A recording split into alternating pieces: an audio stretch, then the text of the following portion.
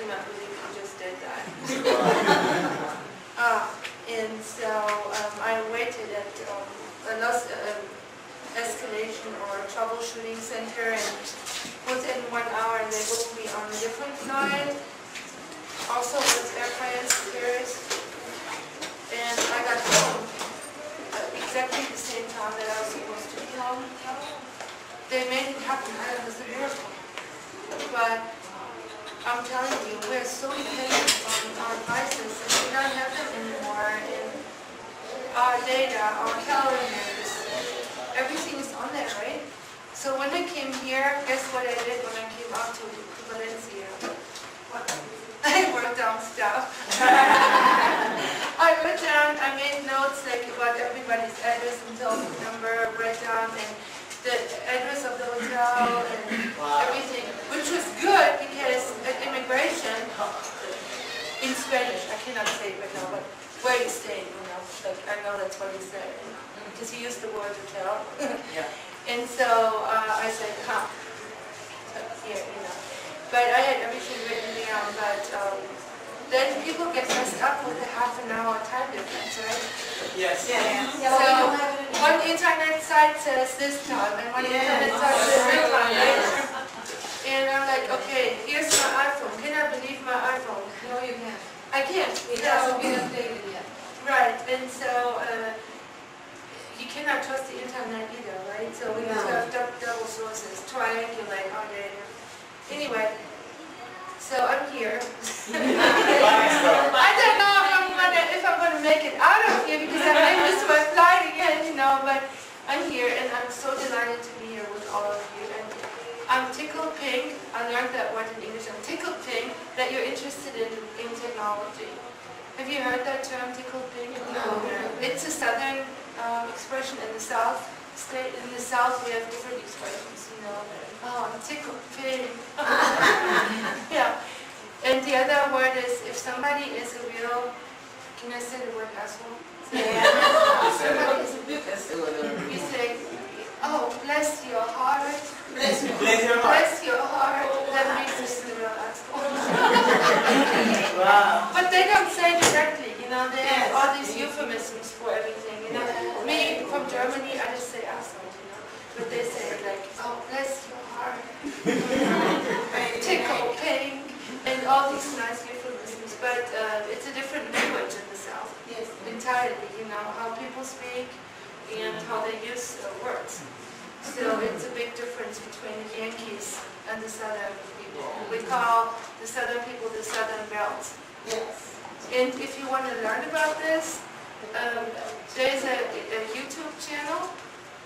It is amazing. It's called Shit Southern Women Say. It's called Shit Southern Women Say. It's a YouTube channel with many different videos, and it shows how women talk in the South and how they behave. It's really funny. Interesting. Yeah. It's not so funny when you live there because you live it every day. You know? So anyway, thank you for being here. And when I prepared for this talk, you know, I talk on many different topics internationally, on learning communities, professional learning communities, and everything. And I always have this consideration when I go to a country that has economical struggles. You know, people always say, do you really want to talk about technology and make people all feel bad because they cannot use all the stuff in the classroom and everything? And you shouldn't be talking about those topics because they have other things on their mind, you know. And I think, especially in countries like this, we need to especially talk about technology, you know, more so than other countries because, in my opinion, there's a huge opportunity in technology. All the kids internationally, all learners are digital learners, okay? So let's just say that. No matter how poor they are and how much access they actually have to technology, their minds, their brains have already developed into digital learners. But I think when we pretend that because they are poor or they don't have access to technology, that we don't actually need to teach them about it, that is so wrong. Because they are the ones that really actually need it the most. You know?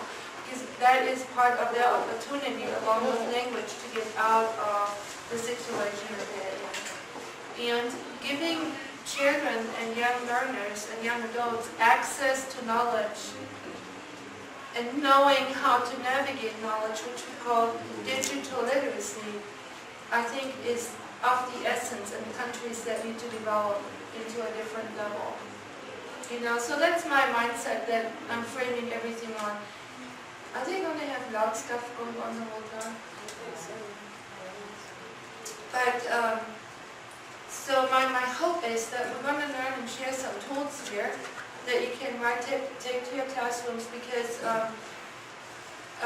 many teachers are still unprepared to use technology, and I don't blame anybody for it because it has not been part of our training, right? Like when I became a teacher and was certified as a teacher to teach, I got something in what we call in America K through 12 certificate. You know what that means? Yes. Who doesn't know what that means? I don't. Okay, can somebody explain what that means, if you know? You study to be a teacher, and you can teach from kindergarten, elementary school, all the way through the last year of high school. Yes, that's my certificate, So all levels, tall order, right? But I'm 12, so it's K through 12, so I taught everything from kindergarten, pre-kindergarten, elementary, middle school, high school, okay? But when I got trained, it was really easy because we were taught like, oh, here are the things good teachers do. Here are your 5 things good teachers do. And if you do that perfectly, you're a good teacher, right? And nobody talked to me about how people learn. What a difference that is, right? And I go, oh, I know what to do. I know my 5 steps to do what I do as a teacher, right? But the breakdown comes when the students don't learn because they have a completely different way of looking at knowledge and at learning in itself. Like Mary said today, when we all have a different place, right? Depending on the students that you have. And one thing we have today is no matter if kids are poor, rich, what race, what class they are in, they have digital minds. And I will talk about that in a whole presentation at the big conference. Okay, there's a whole conference talk on how the brain has changed, but I'm going to give you a little bit framework because we have a lot of time. So, what happens when kids are from beginning on, right? They see parents using internet to shop. They see parents use the internet to communicate with other adults. They see parents, and you tell me if you don't do that in your country, but I don't know. Banking, Yes. shopping, Yes. making reservations for trips, hotels, toys, communication, photos, Yes. videos, Yes. what else? Talk to me. Study. Music? Oh yeah, music, TV. Right? Yes. I don't want to watch what somebody else decides what I'm supposed to watch at 9 o'clock. I go on my own show. I binge watch. Who doesn't know what that word means? Binge watch. Binge watch. Just be honest. If you don't know, that's a huge word in America right now. What does it mean? Binge watch. It's, for example, if you're a fan of a series, you just watch the whole series in a row. Yeah, oh, okay. Non-stop. So let's give me a popular series. Game of Thrones. Game of Thrones. Game of Thrones. Okay. So, oh yeah, I love Game of Thrones. I don't want to wait until next week to watch that. I watch the whole thing at once. So binge watch, binge drink, right? Binge watch. It's all like at once in one setting. People do that. I've done it with a show that I discovered. I really love the show. I want to watch all of them. Netflix, Hulu, all these things. Yeah. And give me some other examples of technology. Where do you all see this technology? To order food. Order food. Yeah. Yes. What food do you order here in your country? Pizza, sushi. Pizza, sushi, Hamburgers. burgers. Yeah. Yeah. Excuse me? Mostly pizza, yes. Yeah, Italian, whatever. Okay, so we use the computer to study, right? Yes. We use what, just to search, like, let's say, I want to make bread with certain flour, I look online, like, Tutorials. okay, here's something like, okay, I want to eat a papaya, right? I want to know how to best cut it and eat it, like my daughter taught me, like, well, there's a YouTube video on everything, right? So, or making curls, or making hair not curly, or whatever, applying lipstick, everything is on YouTube, right? And so, let's get out like 10 more examples of what we do on computers. You What save else? pictures on the cloud. Save pictures on the cloud, share on the cloud, save all your computer stuff on the cloud, right? What else? Online gaming. Online gaming.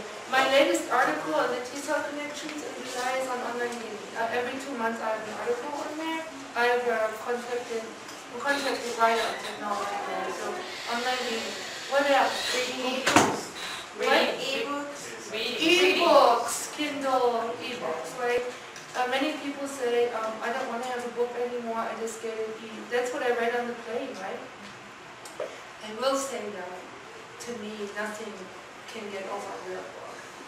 Even my 15-year-old daughter says, like, I want to have a real book. But they're convenient, right?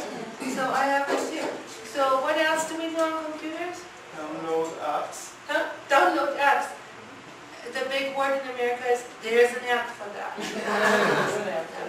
Finding partners. Online dating, What's the big deal in America right now? Christian partners. Really? Farmers partners. Really?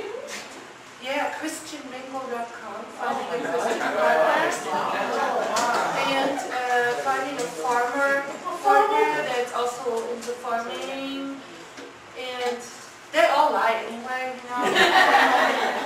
But the Christian Mingle, I mean, they have a lot of people that just would only go there, People do all kinds of stuff online, finding partners for stuff we don't want to talk about. And good things and bad things, right? Yes. And most of the innovations were brought about by porn industry. They brought about new innovations on visual, for better or worse, but they were the impetus for bringing a lot of innovation to business, right? So, why did I bring so many examples of all of this?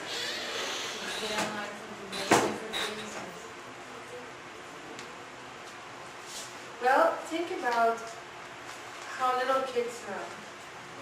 How do kids learn? They listen, they watch, they imitate, they touch.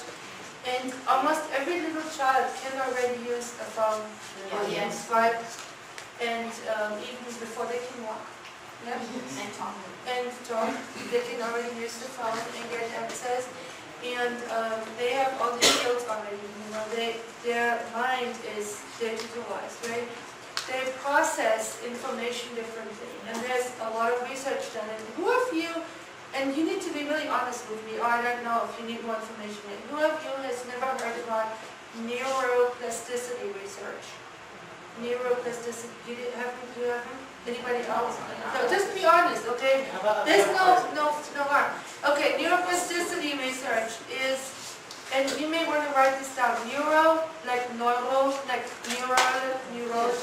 brain, neuroplasticity, like plastic, is a big field of brain research that you absolutely have to look that up. And I will talk about that on my big talk. It's huge implications for us teachers, because it says, in order for us to make any memories in our brain, any memories, we need to have something that's called fire, and wire. Okay? So we have firing of stimuli of nerve cells that fire.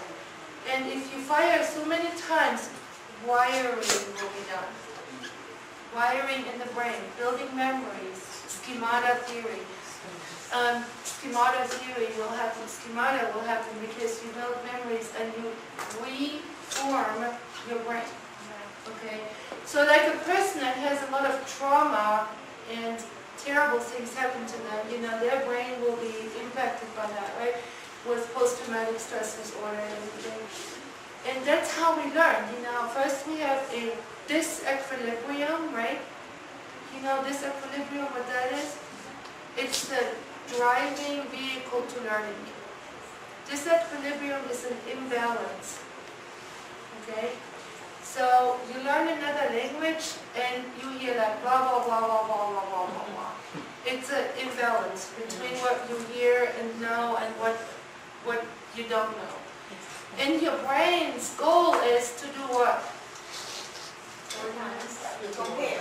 To create a balance, right? By learning and creating new knowledge until you reach the balance where you know. And that's where the theory by Stephen Krashen and Terrell is I+1 natural order hypothesis, I+1. You always, as a teacher, need to give this a little bit more than where they are. So they always have a little disequilibrium, you know. So they're like, oh my gosh, I need to learn something, you know. And they're drawn to learning something. This fires nerve cells in your neurons in your brain, right? And when the neurons fire, you need to fire them many, many, many times before it wires. And you know from your teaching training the terms recycle and scaffold, right? Yes. And why do we recycle and scaffold? So we fire, fire, fire, more exposure, more exposure, more exposure. And then at one point you go, oh, I learned it. Example, like when you started English and you learned I am, you are, he is, he is. You learn this and you need to consciously recite it over and over and over. And one day you wake up and you make a sentence and you're like, ah, I didn't have to think about that. It just happened, right? It's automatized, right? So our brain has fired and wired, and all of a sudden we have a wire there. And that's done with something called neuroplasticity, because our brain reforms, okay? And the good thing about neuroplasticity is it can happen until you die, that you can rewire your brain. You get a lot of positive interaction and lots of positive wiring, and then you can create something new in your brain. And why do I even discuss it with you? Because our kids have already been, by neuroplasticity, wired for what? For using technology. Yeah, for being a digital learner, right? But guess what? We teachers have a disequilibrium. Yeah, we may use the computer and the telephone to contact our family members or order something or order food, but we are not on the same level as our students are, okay? But the good news is, because of neuroplasticity, you can be there too. You just have to do it, okay? So that's kind of the whole frame for this.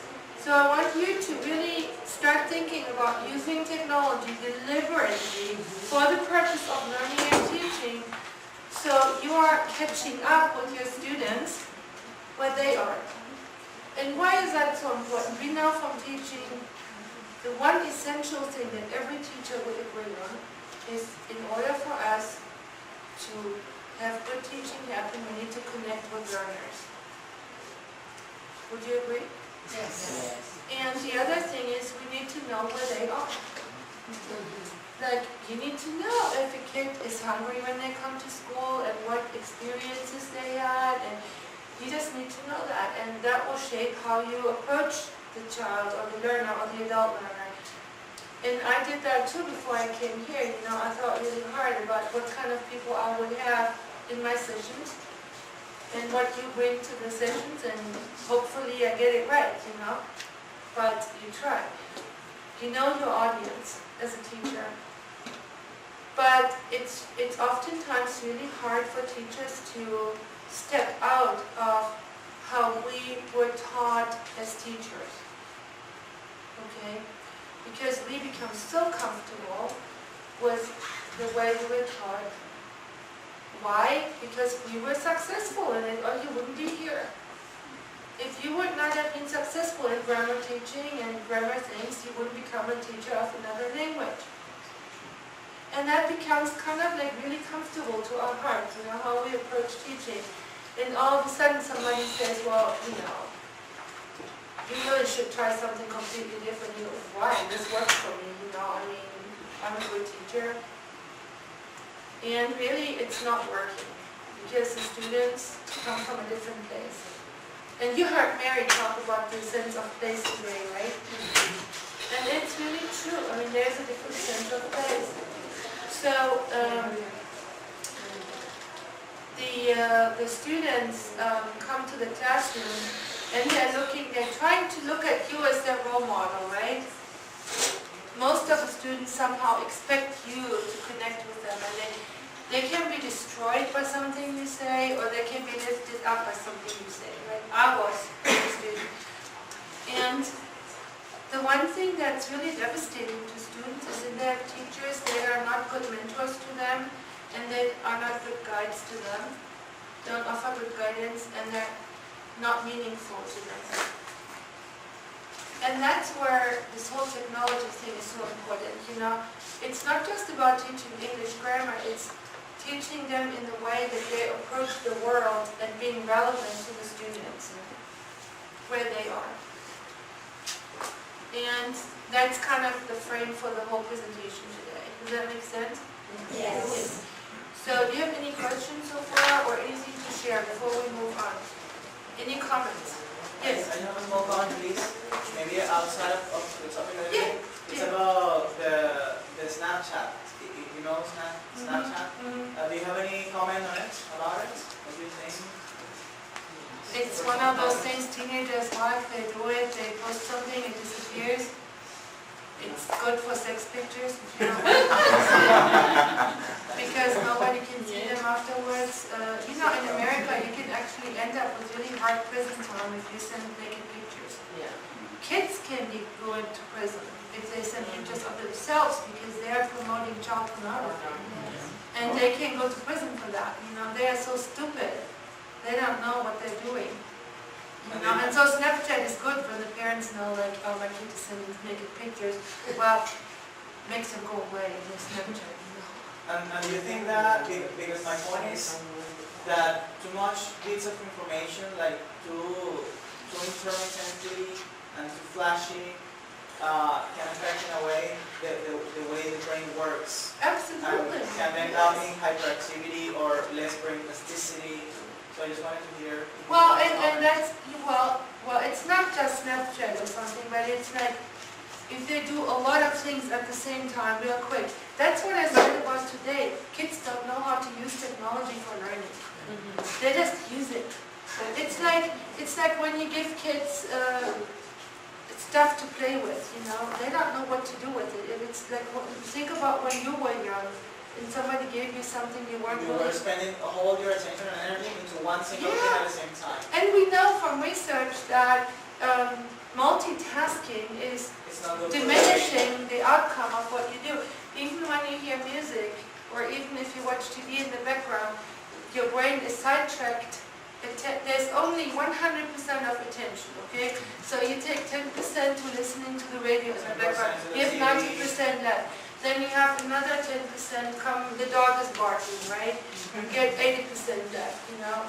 And so forth and so forth. And everything takes away from the 100%. And we know that from research. So what I did with my daughter, when she started using music and TV and learning, I showed her the research. I said, honey, so you know, it's not your mother talking. It's the research saying that you will do less well, and showed her the outcome of the research. And she goes, oh, okay. But, okay, I mean, she wants to do well, so she didn't listen to music anymore and TV, you know, but kids don't know that. That's why they need you to know that research and know how to use those tools, you know. And your question is absolutely correct. That's why when you see in the classroom, the kids all get out their devices, right? If they have them. Make the devices be used for instructional purposes. Don't fight the kids. Don't fight with them. They get them out anyway, right? So then use them for good purposes in class so they don't get sidetracked from it.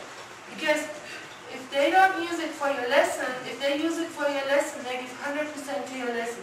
If they use it on going on Snapchat, going on Instagram, and making pictures of the teacher, and they do, you know, then that attention is going away from your lesson.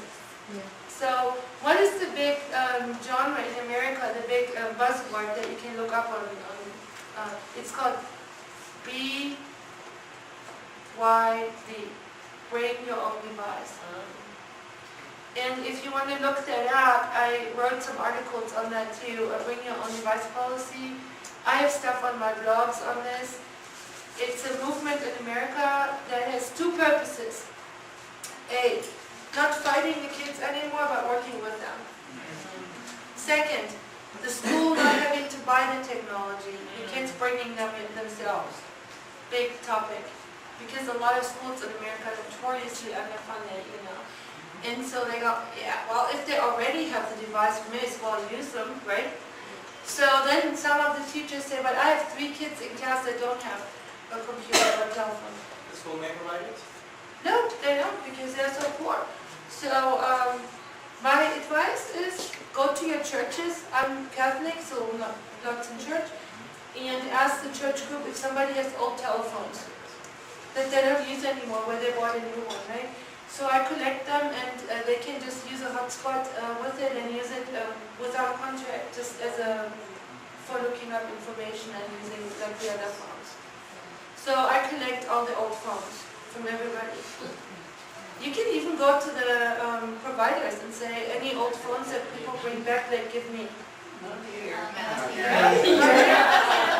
Churches, go to church. No, I mean, I ask my friends in the church. I don't go in the front of the church and say, amen, give me your phone. No, I just ask my friends, you know, but if you have an old phone that you don't use anymore, you know, just, can I get it for the school, you know? They sell it. Resell it. They sell it. Well, yeah, but they can sell them like in America too, but a lot of them, they get $10 for it or something, you know? But in here, Okay, just scrap that then. listen, in here, actually we do it. We use a lot of technology in our academy where we work. And we use our own devices because we have smartphones. Yeah, So- yeah, that's why And I I think most of you have. I don't think so. Well, sometimes when I was talking to Christel, it was that maybe they don't have a smartphone, but they have text messages, so it can be also. something, yeah. So there are things we can do with that, you know, as long as they have access to a hotspot, you know, and do you have tethering here? Yeah. So if the teacher is tethering and, you know, you can put people in groups or centers, then you can maybe have one center that you tell them with, you give them the internet, right? Who does not know what tethering is? Anybody? You know, who can explain what tethering is? Go ahead. Basically, it's where you can share your data to everyone by using your cell phone as a router. Yes. So like my cell phone I can get 5 devices connected to it. And there are these nano routers that are Yes. very small. You can connect a cable and you Yes. create a hotspot for everybody that reach you. Right. And so unfortunately, in the whole world, even in my life as a college teacher, I buy all my supplies myself. And I buy all these things, you know, like they get them somehow, right? So teachers always do that. In the old days, they bought pencils and paper, and today they bring technology, right? That's the life of teachers, right? Sometimes you need to bring tissue paper to wipe noses, sometimes toilet paper. Right? Does your school have toilet paper? No. Everybody brings their own. Everybody brings their own. BYOP, bring your own paper. That's sad. So, yeah, this toilet paper topic is following me everywhere. Okay, see if this works. Does not work.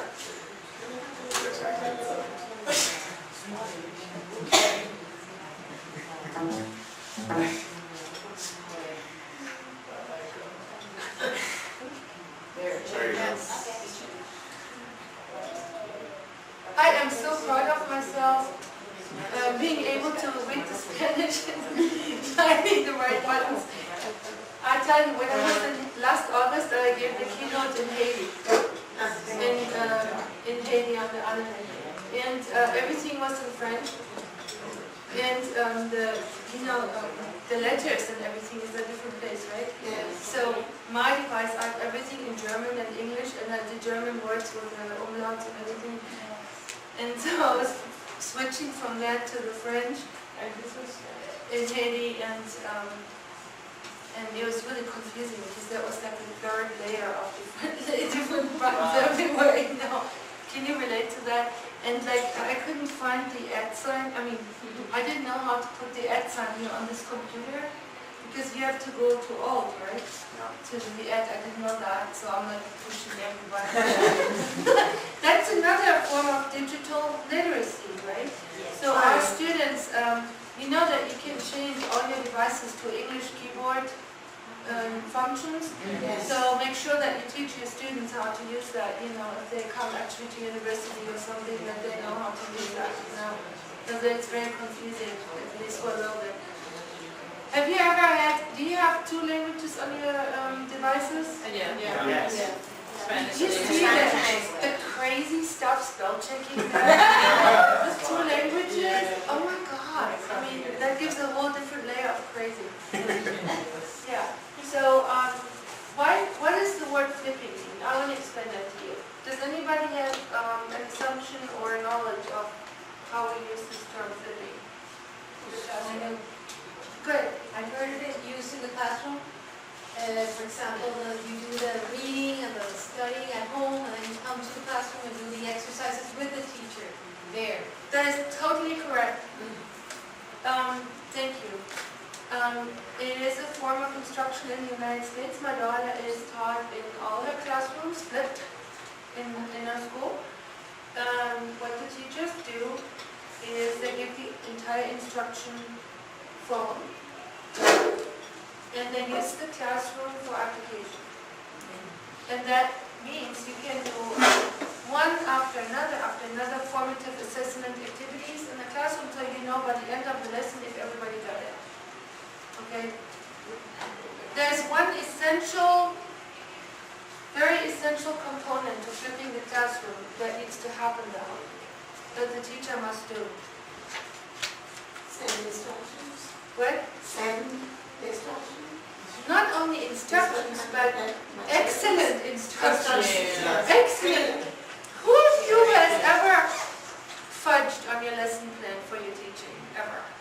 What do you mean? Fudged, like Touch. not to write a complete, beautiful, perfect lesson plan. Yeah, like every day. Like, we're supposed to write a lesson plan each day, right? For every lesson, like, okay, this is my objective, blah, blah, and so I'm going to assess it, blah, blah. After you're done as a teacher at training, you know, you like, forget it. And in flipped classroom, you cannot do that. Why? Because the students don't have any other input. So the essential component for flipped classroom is for the teacher to create materials for the students to take home that accommodate a wide variety of learners. The slow ones, the ones that need to have it 5 times, the ones that need to have more drilling, the ones that are more tactile, right? So the entire teaching needs to happen in your preparation and your lesson planning. And a lot of teachers, honestly, are too lazy to do that. Let me just say it. My daughter had 2 teachers. They just sent her to the internet and say, find a video on algebra. They didn't do it. Then she has teachers also that actually make their own videos and put them in their own YouTube channels. And every day my daughter goes, shh, quiet. I'm listening to my teacher. So she sits there and listens to the lessons the teacher does, right? And then she studies and does her exercises alongside, and then she goes to school and she applies it. And I asked her, this yesterday was her first day of summer break. So I called her last night, and it was her first year of high school that she finished. And I said, how did you like the flipped classroom? And she said she really liked it because she was in control. She had all the materials. She could listen to it 5 times or 1 time or as long as she wanted, and she had all the resources. And then in the classroom, the teacher actually knew if the kids learned it, and she knew it. So from the word of a learner, the kids really liked it. But those were the components to flip around, is to completely do it differently and opposite of what we're usually doing, right? So you spend your whole time in class applying and formatively assessing the students. No lecture. No lecturing whatsoever. And how different is that from how we were taught? Let me tell you about the past participle. We use the past participle. Here you do all these exercises, close text, you are number 6, Don't pay attention to the rest of the class, just worry about what number 6. Can you remember that? Yeah. Can't happen anymore with the flipped classroom. Can't do that, because everybody needs to learn everything. It's very effective. So that's kind of the topic, but it has so many more implications. And I want to give you practical stuff that you can do with your kids and in your preparation at home and in your classroom. So let's check. I want all of you, up to 30, to get to this place, and some of you have already done it. Go soapbox.com. Go soapbox.com and put in this code. This is a tool you can use with your students to do the flipped classroom in the classroom, checking if they know something.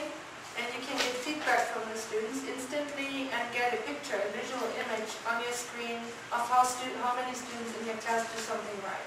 Alright. Okay? So it's an instant feedback system, and you don't need clickers or hardware for this. You just need to have access to the internet and a personal phone.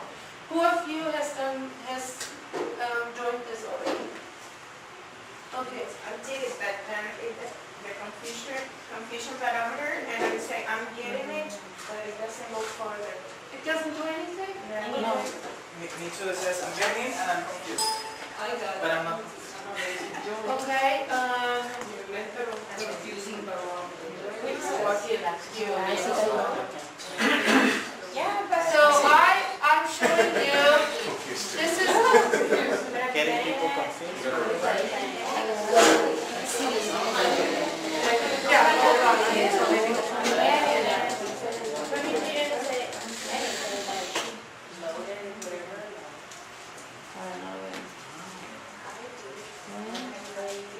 Yeah, everybody, yeah, I know, let me see if I can.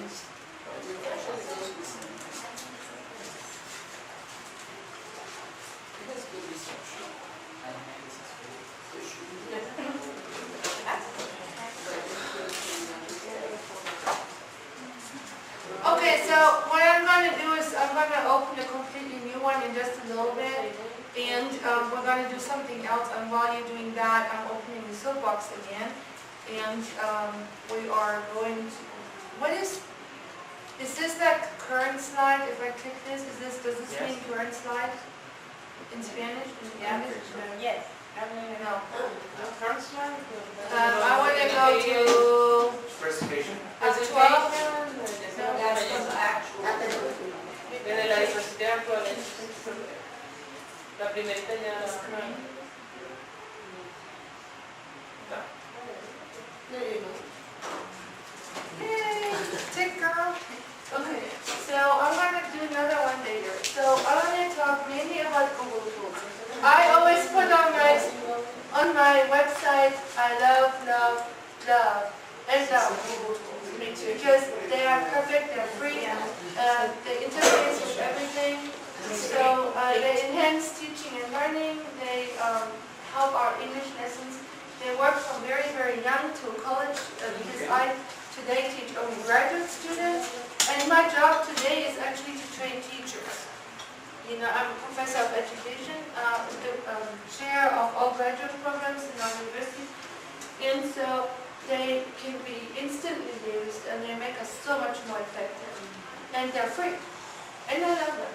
Yes. And so we can use Google tools for lesson planning, creating forms. What kind of forms do we use in teaching? We use a survey, Surveys, tests, newsletters, essays, reports, any type of writing genre, right?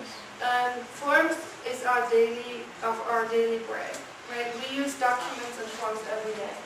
We use a computer and Google for storage because be smart. If something works and you like it, reuse it later. You don't store it and use it with the next group later.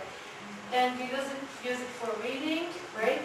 Academic writing, increase comprehension. If you use images and pictures and picture dictionaries, we use it for drilling.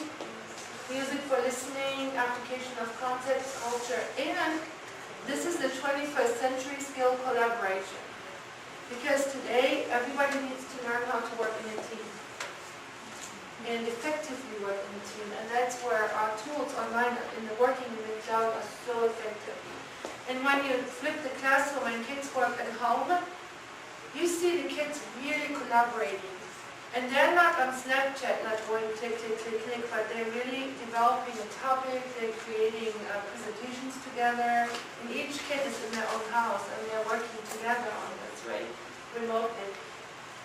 So, Google has classrooms. Have you used Google Classrooms before? no. Okay. I'm going to give you the presentation afterwards. It has tons and tons of resources in it, so you don't have to take pictures or anything. Great. You can still take pictures, but you don't have to. You know, I'm going to send it to you. It has a lot of hot links. I put a lot of work into finding resources. If there's any link that doesn't work anymore, I checked it before I came out. Let me know and I'll change it. It's available in over 40 languages now. Google Classrooms. And so, no matter where you teach English, like in which country, like in your case, in Spanish-speaking country, you find Google Classrooms in Spanish, you know. So, find out, you can also be a Google certified instructor. When I was in Dubai, this guy came to me and he had a long white dress and white scarf here and a red thing, you know, ring here. And he looked totally Saudi Arabia, you know, and he says, hi, I'm from Saudi Arabia. I really like the presentation on technology. I'm a Google certified teacher from Silicon Valley. And I'm like, really? And he had this little thing here, Google certified teacher in Saudi Arabia, you know, so you can apply for that too, to be flown in for training, you know, just saying, right? It's on revenue. You can, in the Google Classroom, it's kind of like an online classroom that's free. You know, you can create and organize your assignments, provide feedback, and can communicate with your students in there. And don't think that you need to only do that outside of your classroom when the kids are at home. You can also do that in your class. This is where your bring your own device is so good. If you put your whole lesson and your lesson plan on the device, the kids will use the device for learning. You know, following your lesson. So don't worry about getting those resources. I'll give you the presentation later. And you can go to all of these places and look at all the resources. I'm not spending your time on going to stuff that you can look at home because every person may have something different they want to focus on, right? Like, remember, there's a YouTube video for everything, right? Yeah. Like, remember, straight hair, curly. So, YouTube videos on how to use Google Classrooms, not a problem. 2 minutes, 1 hour, anytime in between, you know, you find your own Google videos. Here are some examples. Again, these are all hot links. Hot links, when you get the presentation, you can actually go there. You can do a historical Facebook page. Okay, let's talk about Facebook for a minute, okay? Facebook is part of social media, right? And for me, because I'm old, it's my main social media. My daughter will not even touch it because it's for old people. Okay. And but I don't know about your laws, but America is really, really picky on privacy laws. Really picky. Every time you work with students and you go, people are not allowed to see pictures of your students or photos or see their names or anything. So anytime you do anything on social media, it's a tricky thing. Okay? So there are fake Facebooks that you can use, with students, and you can do fake Facebook things. They're called fake books. Yeah, and then you can do really cool things with your students, like in writing, like all of us do in writing, like introduce yourself, introduce your family, introduce your school, blah blah blah blah, right? But make it a little bit more interesting. Go to Facebook and say, make a Facebook page for this school, or make a Facebook, or pretend that you're a really famous celebrity. Who would you be? Make a Facebook page. Or let's say your student has a really hard life and really bad parents. Or like in Kentucky where I live, we have the largest group of children with parents in prison in my state. The largest in the entire United States, of all 50 states. So a lot of kids don't want to talk about their family in class because mom and dad are in prison or on drugs, So ask them to come up with their ideal family and write a Facebook page about their ideal family they would like to have. You don't have to have your real family, Or if you don't like something about yourself, or there's something you don't like to share with others, come up with your own fake book content. Why? Who cares they're using language? The point of the exercise is that they're using language, right? And it's authentic. And for them, creating something like that is an authentic activity because they would like to not authentically share with others, right? So we don't need to be so picky on asking them to only do this task, have some alternatives for them. Newsletters are really cool. What purpose do newsletters have? Communicate some information about companies or maybe services. So you can communicate to students, you can communicate as a class to the whole school, right? You can have a language newsletter. What's going on in English class? Isn't that cool? You can communicate to families and parents. Who of you has families and parents that are more affluent, private school people? Because they sometimes like to see what's going on with my kid, and they like newsletters a lot usually. There are so many different ways we can do that. We can also fake them. And say, let's write then you can teach them fairy tales or something and say, write your own ending of a fairy tale and write a newsletter about it, right? Or a historical event and write your own newsletter about that, right? So the main point is it's an authentic writing activity that the students can come up with by themselves, and you're not controlling the content, they are controlling the content. That's the main point. And whatever is important to them, kids really like stuff like invent your ideal smartphone. Or like one time I went to my students and said, what would you like to see in your classroom, the ideal classroom? They had a hot tub in there, and a playground, and all kinds of stuff, and it was really funny. So then we can create forms for grade reports, right?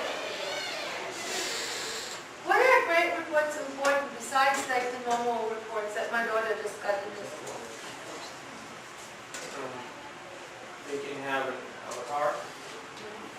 Okay, so that's one way of doing that. But why? What's the purpose of? How can we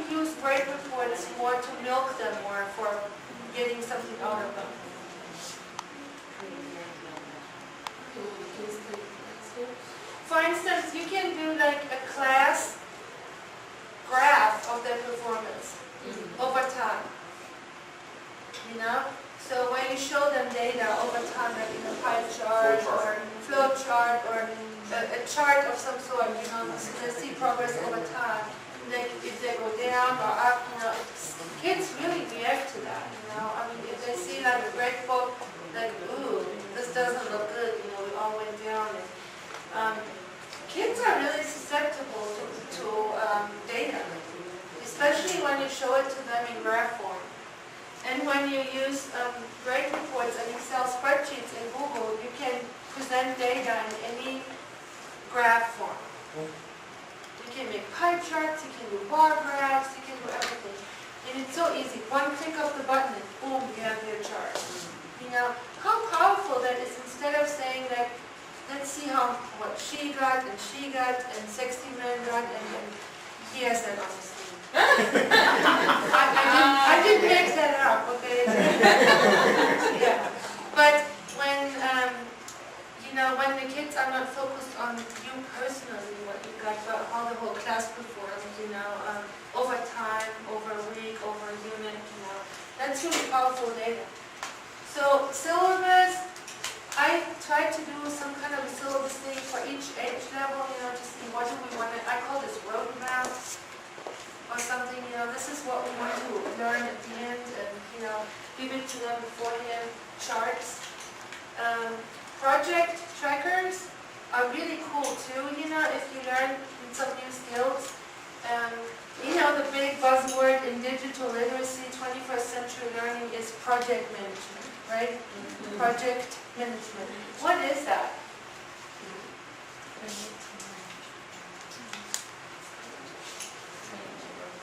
To work with mental math. Yeah, but what is the whole, what does project management mean?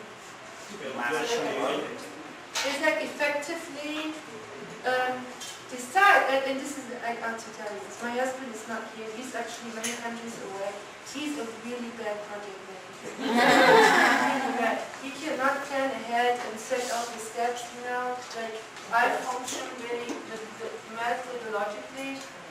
I set up like, here's my goal, what steps do I need to do, what resources do I need, what time do I need, by what time will I have done this. And this is a really important skill. What about if you have with your students a project tracker with your students that you develop, you know, how long do you think it will take for you to learn these skills, or to learn this vocabulary, or to be able to do a certain thing? And then track it over time, you know, and then track how they're doing.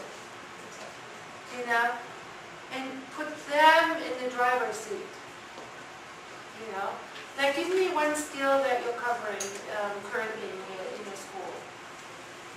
Speaking, Speaking, like random speaking, or what's your reason to speak? Like your communication reason? interact at a basic level with a name, for example. How are Just you? to socially, Socialize. greetings and so forth. So you can ask the students, you know, what kind of phrases do you think you want to learn in English? And write them down in the map, and then how long do you think it will take you to be able to learn those? And then track it. You know what I'm saying? These are all 21st century skills. We already do that, but we're not deliberately talking about it. That's the difference. And then the students don't know that we're doing it, right? So then class notes are other forms that we can use, and rubrics. Rubrics. That's another big thing. And you can ask your students to develop rubrics with you. Because there are like 10,000 free rubric creators on Google that you can use. And you can ask the students, let's create a rubric for speaking. What do you think we should measure? You know? And create that with them. Do you see a theme with what I'm saying? The students will go the same way that you will go, but they create it themselves and then they own it. Give me one theory that says that's a really good thing. What is this called? Constructivism. Yes. Constructivism says students need to own their own reason to learn something, you know. And you know, when you heard the speakers introduce their topics today, we kind of all had the same things going on, right, from different perspectives. Okay, so down on the bottom there are like Google Drive templates that you can access. And then these are other Google things that you can use to plan your lessons. One of the biggest reasons to use technology in learning is to remove barriers in learning. Okay? So it's fun to share stories, fun to there's some shares here.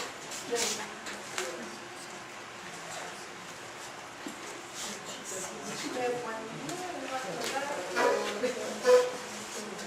Okay, so let me say that again, what I just said, or what phrase did I just use?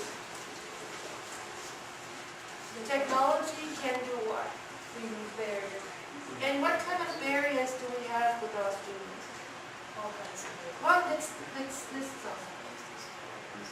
What can be a barrier for a student to learn? Attention. Attention. Okay, let's talk about attention. What did we just talk about? Snapchat. That it fills the student brain with too much information in such a small bits of time that attention just So the slows down. students sit in your class while you lecture, right? And they go, Yes. that's a barrier. Because we now remember what I just explained about the brain. 100% brain attention. It puts how much into the device? My victim. Yeah, or maybe more. Oh, that's a cool picture. Is anybody talking there? So that's a huge barrier to learning. So if we use the devices to do what? Brain. To learn. And what is the big word that we covered today? Use it. Brain. Your own device. Bring your own device and use your own device for learning. Okay, so that's one way of removing barriers to learning, because they will have it anyway and they will use it anyway, but give them no reason to use it for Snapchat and Instagram, and give them no reason to follow the lesson and be like, what's the teacher coming up with now? What kind of stuff does she, oh my gosh, here's a graph of how I did on the last test. Oops. And they have all that stuff on that list we covered right now. So here's some ideas that you can consider for your students. You know, all of the stuff you get later in the presentation, all the sources. So all these things you can take on later and get, okay, for your lesson preparations. Oh, and another big barrier to learning. Let's look at just our students, how they learn. What could be a barrier to learning in the student themselves? Motivation? Motivation. Also the way they learn, some of them are kinesthetic, and so you're talking, they don't listen. They're kind, and you know, there are some students that don't get instructions when you say them. They need to have them in writing. And I learned very early on when I was in the classroom, I always gave out instructions in writing. So the students can read them and process them. Even in writing, they cannot process them, and so you want to make sure and give modeling to them and show them stuff. But you will have learners in a continuum, right? From I know to and then you have students that are just not able to process differently. You know, internationally, what kind of big buzzwords do you hear that students may have trouble with? Like, what about dyslexia? Dyslexia? Anybody? So we now have fonts, computer fonts, that you can use as a teacher for your instructions that dyslexic students can read. Okay? So I have a reference to that in here. So what about, I teach assistive technology for special education students too, you know, at my college. And there's so many things. And if anyone, does anybody of you have students that are challenged, what we call a handicap, challenge? Okay, write down a resource for that. What kind is this? I'm going to tell you this. It's called CAST, CAST. CAST. It's a big organization called Universal Learning Design. And that is a whole big website full of lesson plans and resources for students of any year that you can use in technology. Okay, it's on my presentation too, but I wanted to just point your attention to that CAST. CAST. I don't have a board here. I'm sorry, I did not write it down. CAST. CAST. That is an organization for universal design that gives you every resource that you need for a student with visual impairment. In America, we have euphemisms for everything. We don't say blind student, we say student with visual impairment. The reason is in America we use the term person first language. We don't say the blind student because that puts blind first. We want the person to be first, right? So the student with visual impairment. So these ones are removing barriers, and when we do, remember what flipped classrooms is? Or explain again what a flipped classroom is. Let's recycle our concept. So the usual methodology is flips in the way that the student do research on its own and Not just research, but the lessons. And then they practice in the class. And then practice in the classroom, and we can use, and what does the teacher need to do in order to make that happen? To give very clear instructions. Great instructions. We design material and send it to the students so they can quietly at home work before going to the classroom. And what can we not do as a flip teacher? Not planned. What all of us do sometimes. Not planned. Not having good lesson plans, right? A flip teacher needs to be completely prepared. Now the good thing is once you do your lesson plans really well with your own videos and everything, you can recycle and recycle and recycle and you can amend them, later. But it's a one-time effort. I think a good part of it is that when students are at home working and watching the videos, there is now the classmate, bothering, making noises. Yeah. That's a good thing. I don't know about your schools, but in America, I will tell you, in America it's crazy. They have announcements all the time. In the classroom. John Smith, please come to the front office. John Smith. All the time they have like interruptions. People come in and out and everything. How in the world can you not? And then all the classes are covered with tons of stuff. Now I'm fighting a battle for especially English learners that need to be in the normal classroom to not be overloaded with stuff. But gosh, it's really hard. It is. But it's very difficult, and we talked about the attention, right, and the brain, and what happens when you get too much information coming in. It's really difficult.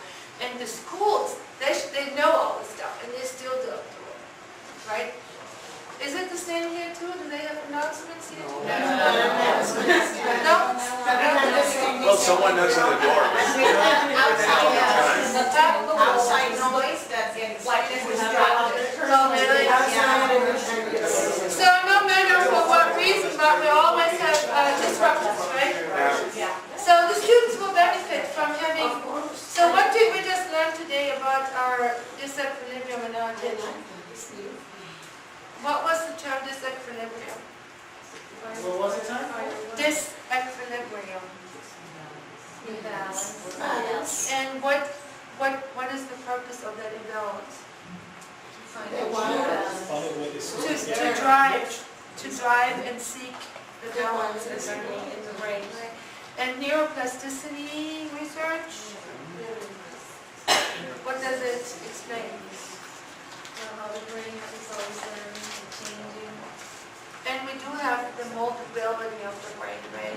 So we have that responsibility to give the students a lot of activities that mold their brain from being the passive, interrupted consumers of technology to using it for purposeful learning. And that is our job as teachers, right? To do that.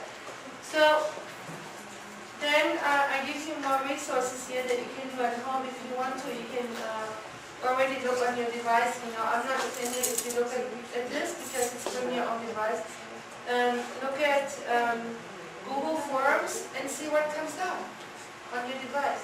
So I give you a lot of forms here that you can use for different purposes. Don't worry about writing them down.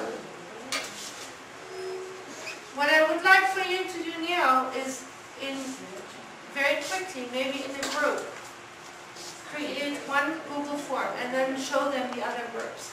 And like maybe to do like 2 rows together, join together and create a form, and then hopefully overall we have a good collection of different types of forms. You know, I'm going to give you 10 minutes to negotiate that in your group. Meanwhile, I'm going to put another Gozo box up, okay?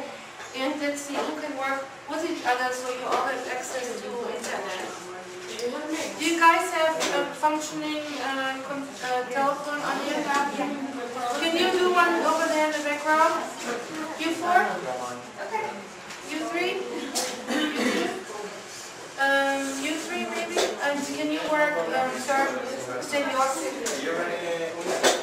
you work with them? Yeah. And you guys work in the back, and then let's do 10 minutes, 20 after. And compare.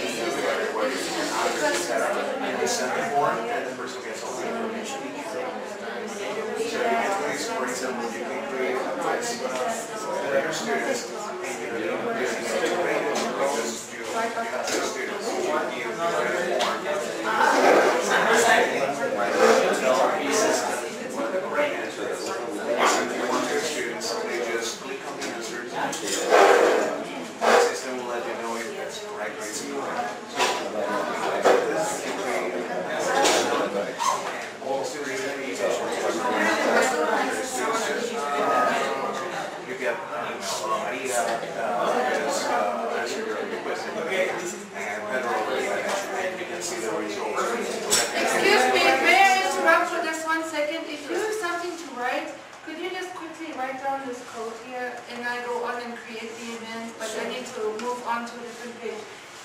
If you want me to dictate it to you, do you have some, are you ready? Ready? Yeah. Not yet? Just tell me C. Sí. C. C, no. 840 dash 736 dash 334. Okay, sorry about the interruption. So I'm going to go on and create some stuff, and you go on with your stuff, okay? Okay. So now I'm going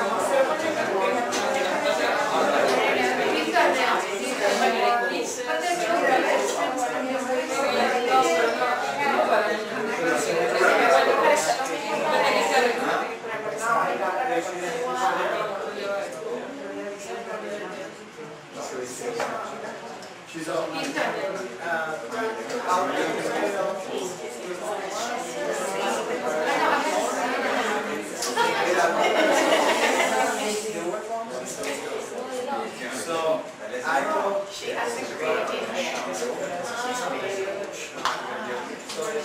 So this is a kicker, so it's one of those problems where you have no other means to connect those two. And then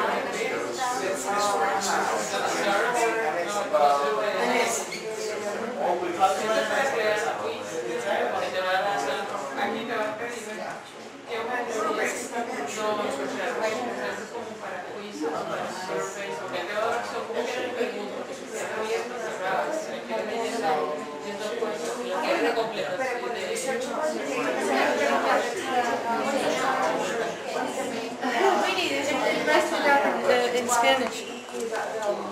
We need it.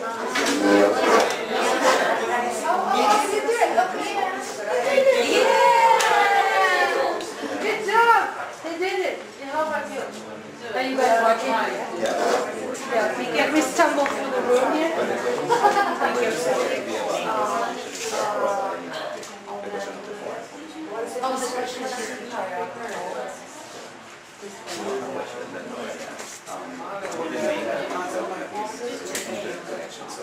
How can you handle that? I have some stuff on how to use it.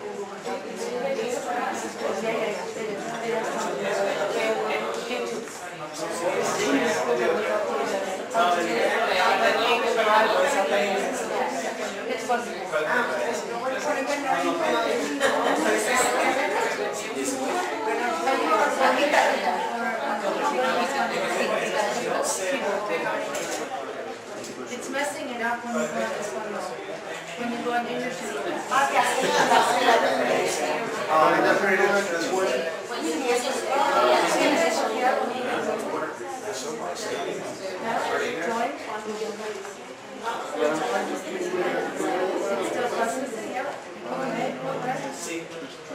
So there's a wall here. I'll take that. Just give it this way.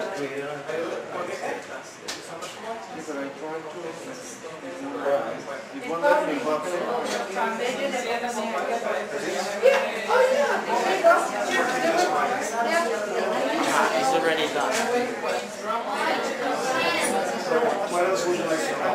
There's a What did they do over there? Can you ask them? They need help? create sense. Maybe the option, maybe the version of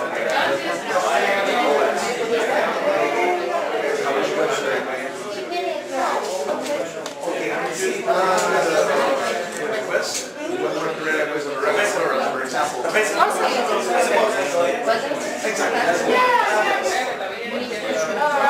Basically, here you select the regular plural, and then we send it to the students. And then we give us the answers. And then we share. So right now I'm going to say yes or no. Yes, no, or no. Whatever you want to say. Or maybe. Yes. Yeah. Yeah. Okay, we want to wrap up last minute, please. You have the question. But how do I select what the correct answer is? How do I tell you what the correct answer What is this?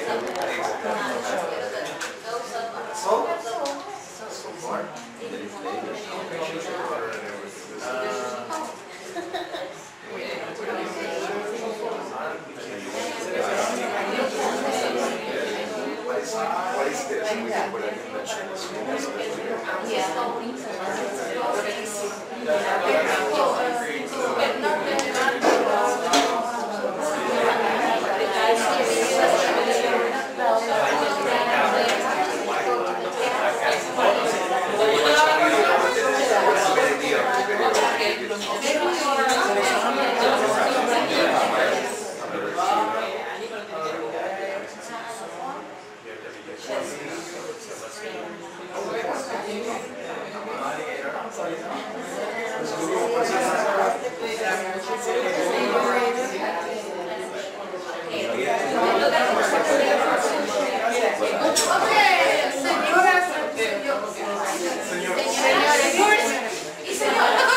I just used all my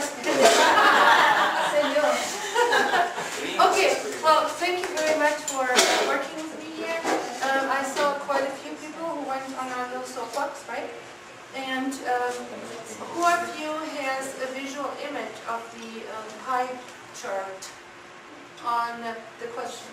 Can you get the visual image of the pie chart? Can you show us? Walk around the room and show some people like how it looks like? No, how this looks, the pie chart. You had it over there? We Can you show people? Yeah. Can you walk around and show how it looks? What people see? At the moment that it says, I'm getting it, there is a question that it says, did you understand the idea of neuroplasticity? Oh, that's a big word, right? Plasticity. And discussions. Just walk around and show You can just Results. Just gave me 3 options. I just click on the one that I answered. And then came with the answer of the No, don't worry. pie chart. Right, you just show them. And then also I put out there a discussion item, right? What people would have to know, and people are writing more questions here, right? So at the end of the session, I'm going to go through your replies and we'll read them, and we'll forward it to the organizers so they can collect those. And so let's talk about, before we look at your forms, what would be a useful application for using this tool in the classroom? And we can also, by the way, do a whole test or quiz on this, okay? So what would would be a reason that we wanted to have an anonymous test with our students in the classroom? Google Forms? Huh? Google Forms? What about Google Forms? No, I mean, why would you as a teacher want to use this pedagogically in your So classroom? diagnosis test, maybe. Diagnosis, Yeah. yes. Because, do you know what the cutoff is that we should, like, okay, how many students should get a concept before I should reteach it? What is the cutoff rate? 75, you say to 80. So, how many of you know if 75% or 80% of your students know the stuff? See, I'm a data girl. I want to know. Data rules. You know, I love my data. I want to know every time somebody says you do something, I'm like, why? Give me data, show me why. And as a teacher, we need to be very data driven. We have the time with the students for a certain amount of time that the learners are given to us as professionals. And so we need to make the most out of it in our preparation for the lessons, and then we also need to know what comes out of the lesson, right? 75 to 80%. If you don't know during the lesson how well the students did, there's something wrong. And that's why the whole area of formative assessment comes in, right? And that should drive our activities in the classroom. And I think those things rock. If we use this in the classroom, it doesn't matter which one of the children does something wrong. It just is important to me as a teacher that they do something wrong. And you know, if I do 2 or 3 of those quickies during the lesson, right, then I know if there's a tendency that they always do low, or only one time, right? At one time, somebody could just mess up. If it's 3 times in the lesson that they score low, I know there's something wrong and I need to reteach, right? So it's my job as a teacher then to say, what did I not do or what was not happening here today in my class that I need to work on? And that information is crucial, right? So let's look at, do you have any questions or comments about this? So, what you're saying is that we could use surveys to get immediate feedback? Immediately. You know what's going on. Yes, let's say you're teaching a certain concept, right? Let's say you teach past tense. Yeah? Regular past tense, my children, you do by adding blah, blah, blah to blah, blah, blah, right? ED to the verb. And then there's the irregular verbs, blah, blah, blah. You do your teaching, you do your drill, whatever. How do you know they get it? Yeah? So, of course I want to do a little quiz, you know, and see if after my teaching intervention, you know, if the result is there. You can always have kids not paying attention. If it's the last day before break, don't do it. If it's the first day back to school after break, don't do it. Okay, stuff happens. But in normal times, we should be able to know what they're learning. So, what other applications? We have a visual image. I told you about how kids like these visuals of how much they learned, if they love those. I also love to put them outside of the classroom. Say, look, 5 days in a row, you scored on the highest percentage of getting stuff. Isn't that cool? Be proud of yourself. It's wonderful. So we need to celebrate that. You know, let's do a fun activity or game with us. They still learn something, but it's a game, right? But they think it's a treat. So make something a treat that's still a learning activity, you know, and reward them with something. So those ones are really great, and they have lots of different tools like those soapbox. You know, and you can instantly make them like in 1 minute. You know. So any comments or questions before we move to your forms? Anything you can see using those in your classrooms? No? I have a question, but it's not related to this specifically. Okay.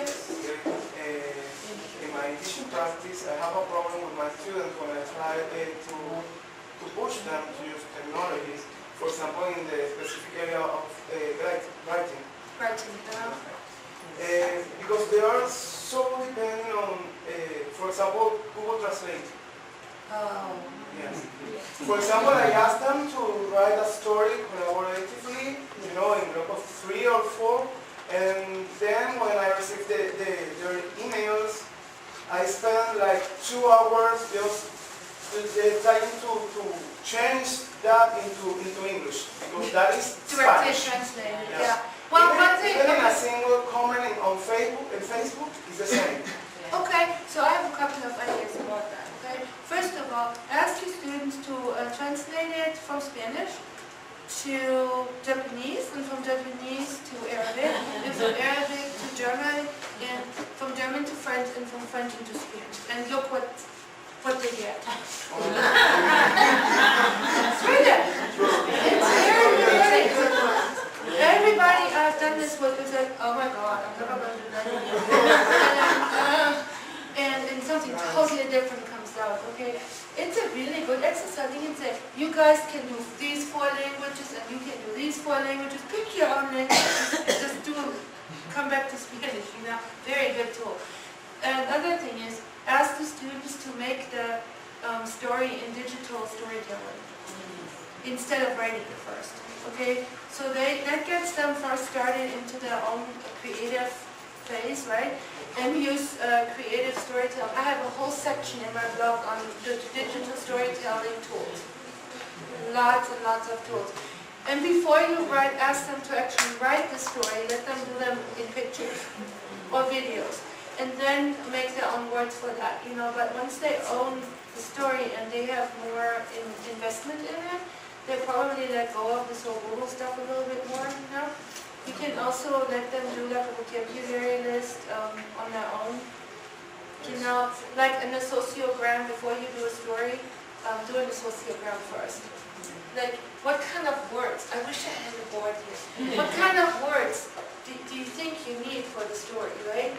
And then everybody contribute, and then let's collect these words, and then let's see how you can make them into a story, right? So there's so many practical things where you need to just cut them off. And just use images first, okay? Any other questions? I love lesson planning, that's my favorite thing, so I have lots of ideas. I love living grammar too. Like grammar stories and living grammar is so cool. So, what kind of forms did you guys create? Let's start with the background. What did you do? Can you come forward and show people what you did? Maybe Your group. and answer something here. What? And answer something here in the font. But I didn't do the Yeah, what did your group do?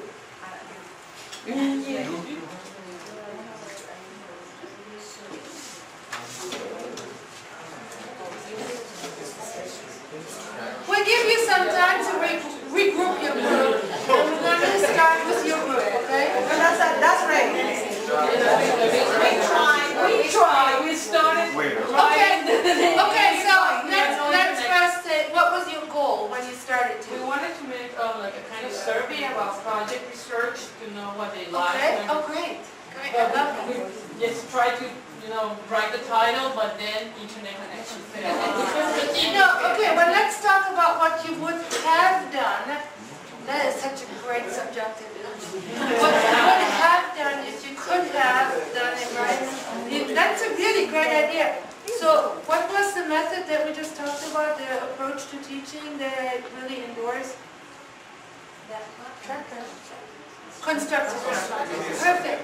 Because that gives ownership to the students, like I said, project management, 21st century scale, perfect. So yes, if you do a form like this, if you could do a form like this, you would have shown us how you did, but it's a great idea, and we know that that's what you wanted to do. Your group, what did you want to do, or what did you do? I'm about to write my report. Oh, you're writing your report. She's asking about the form. The form Oh, we no, did there's a more quiz. comments. We did a quiz. A quiz for the Spanish, for the English alphabet.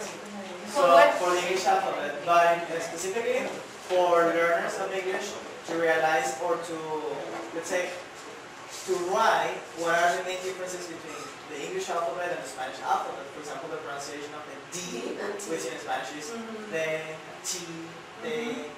So how would you do that in a form? And in Google Form, you mean? Well, I actually did it, and you created the title, and then you create a small instruction on how to fill in the questions. Okay, this is your first quiz. You're gonna click in here. Oh, I love this.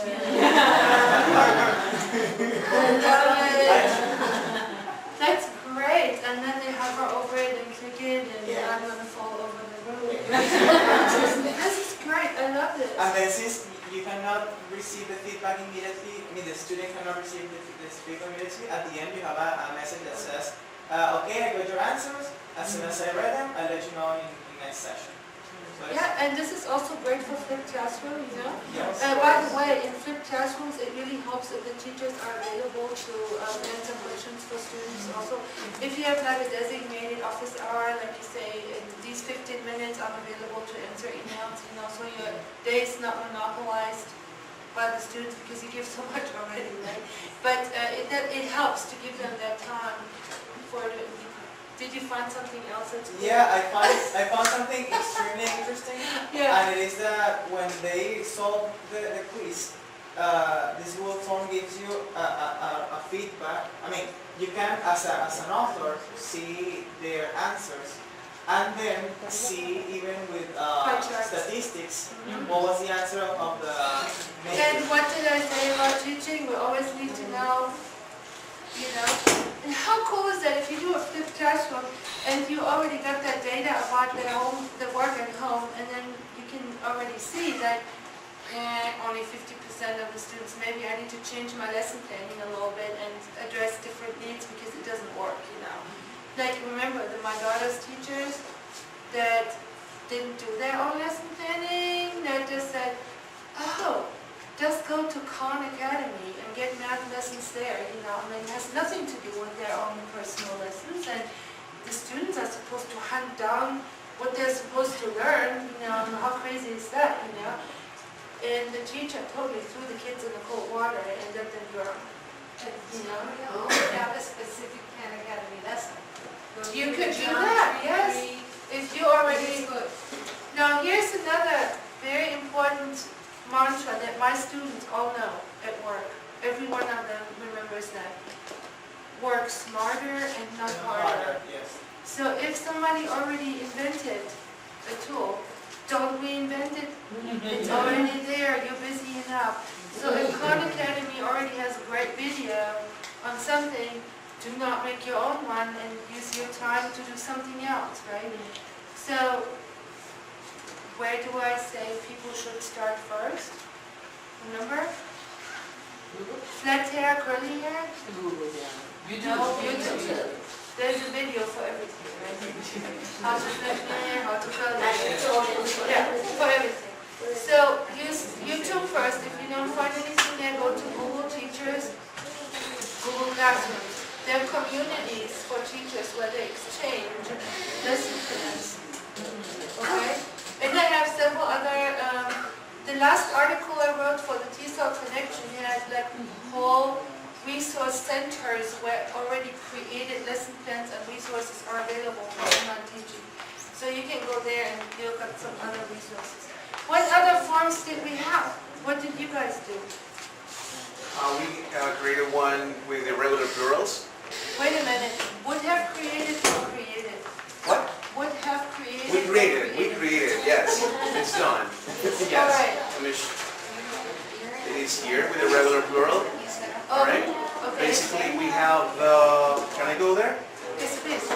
Okay, we have the singular word, and then we have the option.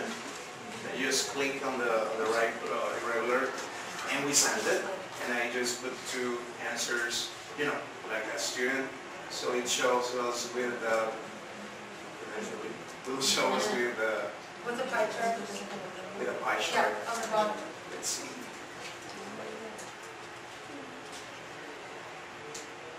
Yeah, the answers. Alpha and gamma are correct. This one is all right. And well, it was very simple, very fast. Oh, I think this deserves.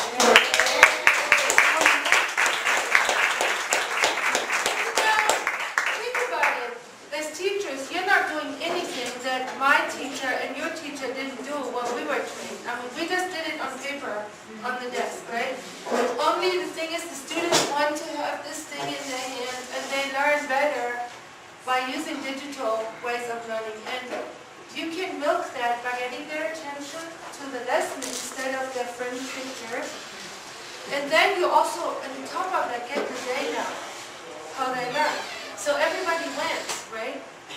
And then you have the results that you can review and then maybe use the lesson again later, instead of starting from scratch and creating another worksheet.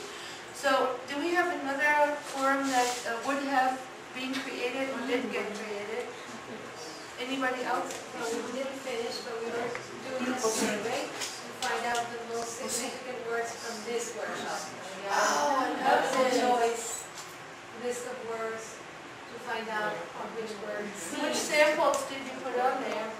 Well, we didn't finish, but we had a flipping classroom, we had project management, Neuroplasticity. You never forget that one. Wonderful, I love it. Yeah, well, you could have, whatever. Anything in this area? I made a quick one just to see how it works and how, just need to get used to the tools. So it was basically yes, no question, or yes, no questions with follow-up questions. Okay. So Follow-up questions are great, if you yeah. use them on students, that makes them write, just to see how they write, to diagnose how they write. And also for the students, I don't know about you, do you remember when you learned English in the early stages? Do you remember that? How proud you are when you understand and can do something with it? I remember almost certain words. And when I learned if clauses, and when I learned this, and that, I remember how my teacher taught it. And how powerful this is for students when they have the result of this learning in their hands. And they can later on look back to that, and you have like portfolios for them, electronic portfolios, and they could back and think, oh, my goodness, last year I had to really think if it was like I am or I is. And now I don't even need to think about that anymore. I'm so good now, and look at how far I've already come. And then they have a record of their learning, and it's very empowering for them, right? Do we have one more form we hadn't introduced?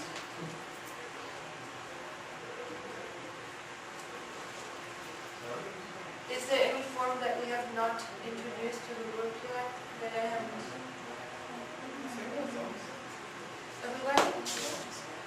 Okay, so do you think that's easy or hard to do? Why do you think that you would do that in your classrooms? Have you been doing it in your classrooms? No. Do you think now you would be more inclined to do it? Yes, Chris. Yes, I have used, but no Google Forms. I use GoFormative, Okay. and there is one that is Clickers. Clickers. That I don't have to use the student's cell phone with a code. Yay. You can scan the answer from the students. Yes. Clickers. Yes. And I try to do everything device-less and free platforms. So we don't have to ask and beg administrators to bring money to the table. They love it when you do everything free. Like, in the early days, the companies want to sell us all these stickers. Oh, it's only $2,000. You can buy these things, and then they never have a battery, and they're broken, and students drop them. And, they didn't use their own phone. They were more careful with those than with my equipment, right? My daughter said, be careful. Yeah. Okay, so, and answers are coming in here. We're going to go over those answers later to the answers you gave. How can I continue with the presentation where we were before? Press F5 maybe, or yes, F5. This one? I have trouble, I have paralysis, I cannot really see straight, so I'm like at the right place. Yeah. Right. Oh no, well, what? Yes, please. Oh well. I'm good, I have good.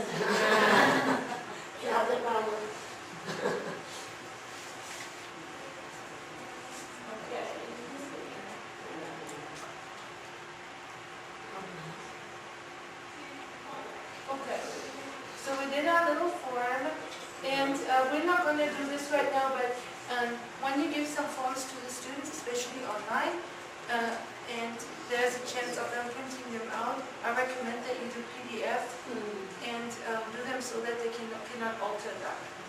Yes. You know, it's better than to give it in a Word document, right? So here's a way, and you get that later, how to convert your Google documents into PDFs, and especially when it comes to tests or great report cards or anything like this, you want to use PDFs. Yeah. Okay, so if you're still unsure how to do it for those last two people, there's a tutorial here.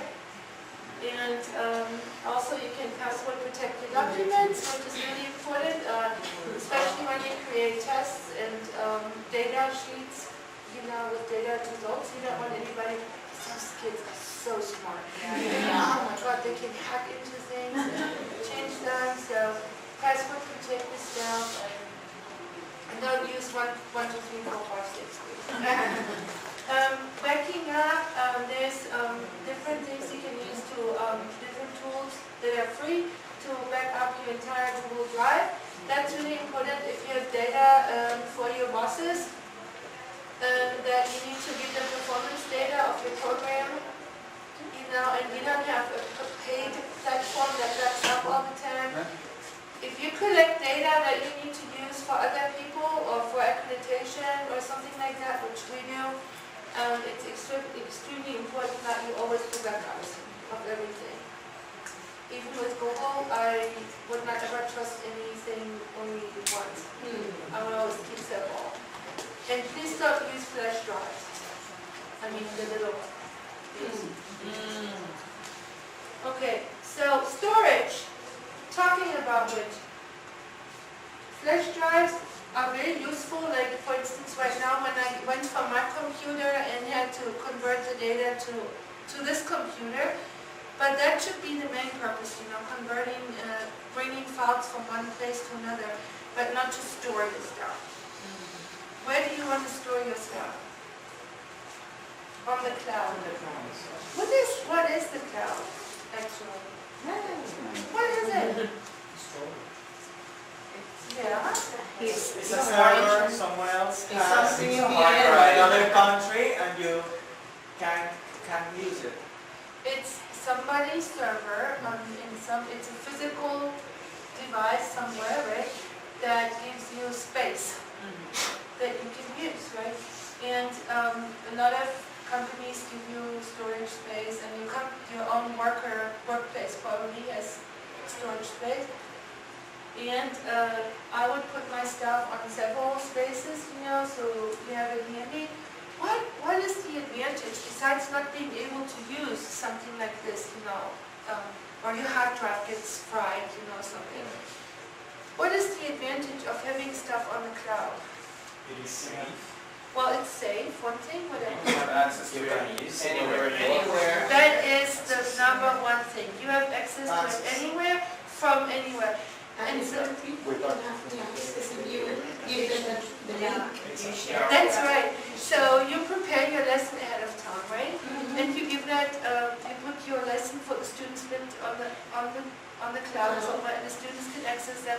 But don't forget, you also should use the cloud in your classroom.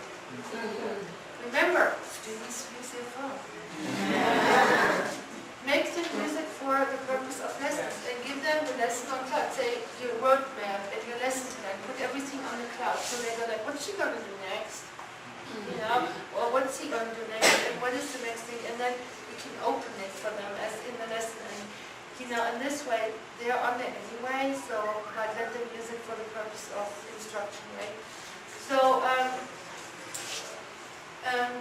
Google Drive works differently.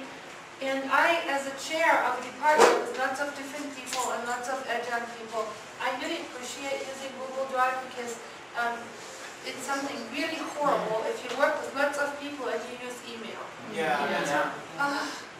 It gets embedded and buried, it dies and shreds. And you can never, and I can for the life of it not understand why people send emails in reply to other emails and they bury everything deeper and deeper. Would you start a new email with a different subject my goodness sake. And then put stuff on Google Drive, and share it with the whole group. So what can you do? In email, okay, let's look at the anatomy of this, okay? So email. I'm sitting here, write an email to you, right? So you write an email back to me, right? So ping, ping, ping, ping, ping, right? And let's say we're working on something, right? And we'll say, what do you think we should do in our Google Doc? Okay, you say this, I'm like, no, I don't agree, let's do a different way. So we're sending this back and forth, and I'm like, oh my God, which one was it? So if I do it on Google Drive, in Google Docs, what happens there? You guys want to document for You got one document that tracks changes. Oh my God, why do people not use that? Because then you have people are afraid of presentation version 1, presentation version 2, final version presentation, final presentation version 2. It just drives me The real insane. one. And all the time, the ultimate. all this productive time you spend on finding things. I see some people holding their eyes, covering their eyes, and they're guilty people in this room. But this is so easy, And so I'm trying to use this as work with my colleagues, right? And I'm sending them a link and I say, let's go to the Google Doc to do this. And they go, I don't know how to do that. What? You cannot click a link. Just jump in. You can go on YouTube and look up how to straighten hair. You can look that up. So, explain to me how you would explain to somebody how they should use this in simple words. Well, there are several ways. Simple! Since I work with this, I have done so many things. I sometimes send an email, there are details, step 1, step 2. I record like the screen of the Screen cast. with audio capture that has a function to record, Yes. and I record the voice. Okay, you do this. Oh my God! But some people they don't. I don't know. I just write to my. I don't know if I I believe click here and go. I would create another kind of intelligence, the ninth, which is technological intelligence, because sometimes people just don't get it. No, I think they don't want it. Or they don't want it. If you choose, Click here and go. okay. I want to be giving people. No, but remember about neuroplasticity. Every brain can learn, right? Yeah, they can. And we just need to force it to use certain things. Fire and wire. Fire and wire. Fire and wire.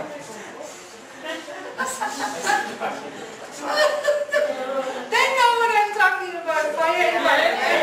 Neuroplasticity, brain. So we need to expose people a lot of times to the same concept and to the same activities before the brain will anchor in schemata, according to schemata theory. So, first we need to agree that one system doesn't work as well as another, and then we need to agree that it's worth exploring. The students don't have that problem because they're already there, right? They're already using. Even though it's been kind of hard for them, because even though some students use a lot of technology right now, they know the concept of the cloud, but it's like something else. It's like the I know it. It's Netflix and that cloud, where the music is, right? They think of cloud as, that's where I get my pop music.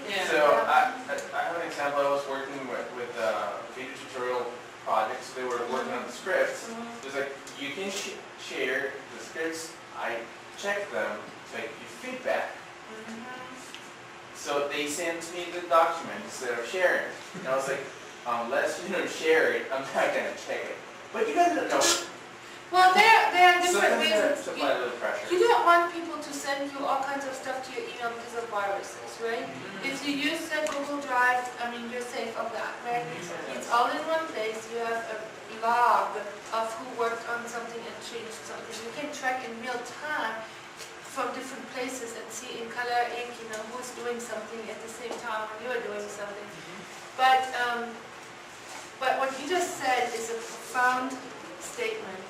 He said, and listen what he said. He said, even though they know what cloud is, they don't know how to use it. Remember what I said this morning? The children and learners, even young adults, know about these things, but they don't know to use it for the purpose of learning. So I had to give an explanation, like a cloud for dummies. And I gave them an example in the class. I was like, okay, what's your email? So I shared the documents, and when this student received the notification, I was like, holy crap, this is real. And they got motivated, and all of them did it. At the end of the day, it was great. And my daughter uses that with her friends now all the time in her flipped classroom. You know, they track their changes and collaborate. And remember, collaboration is one of the essential 21st century skills.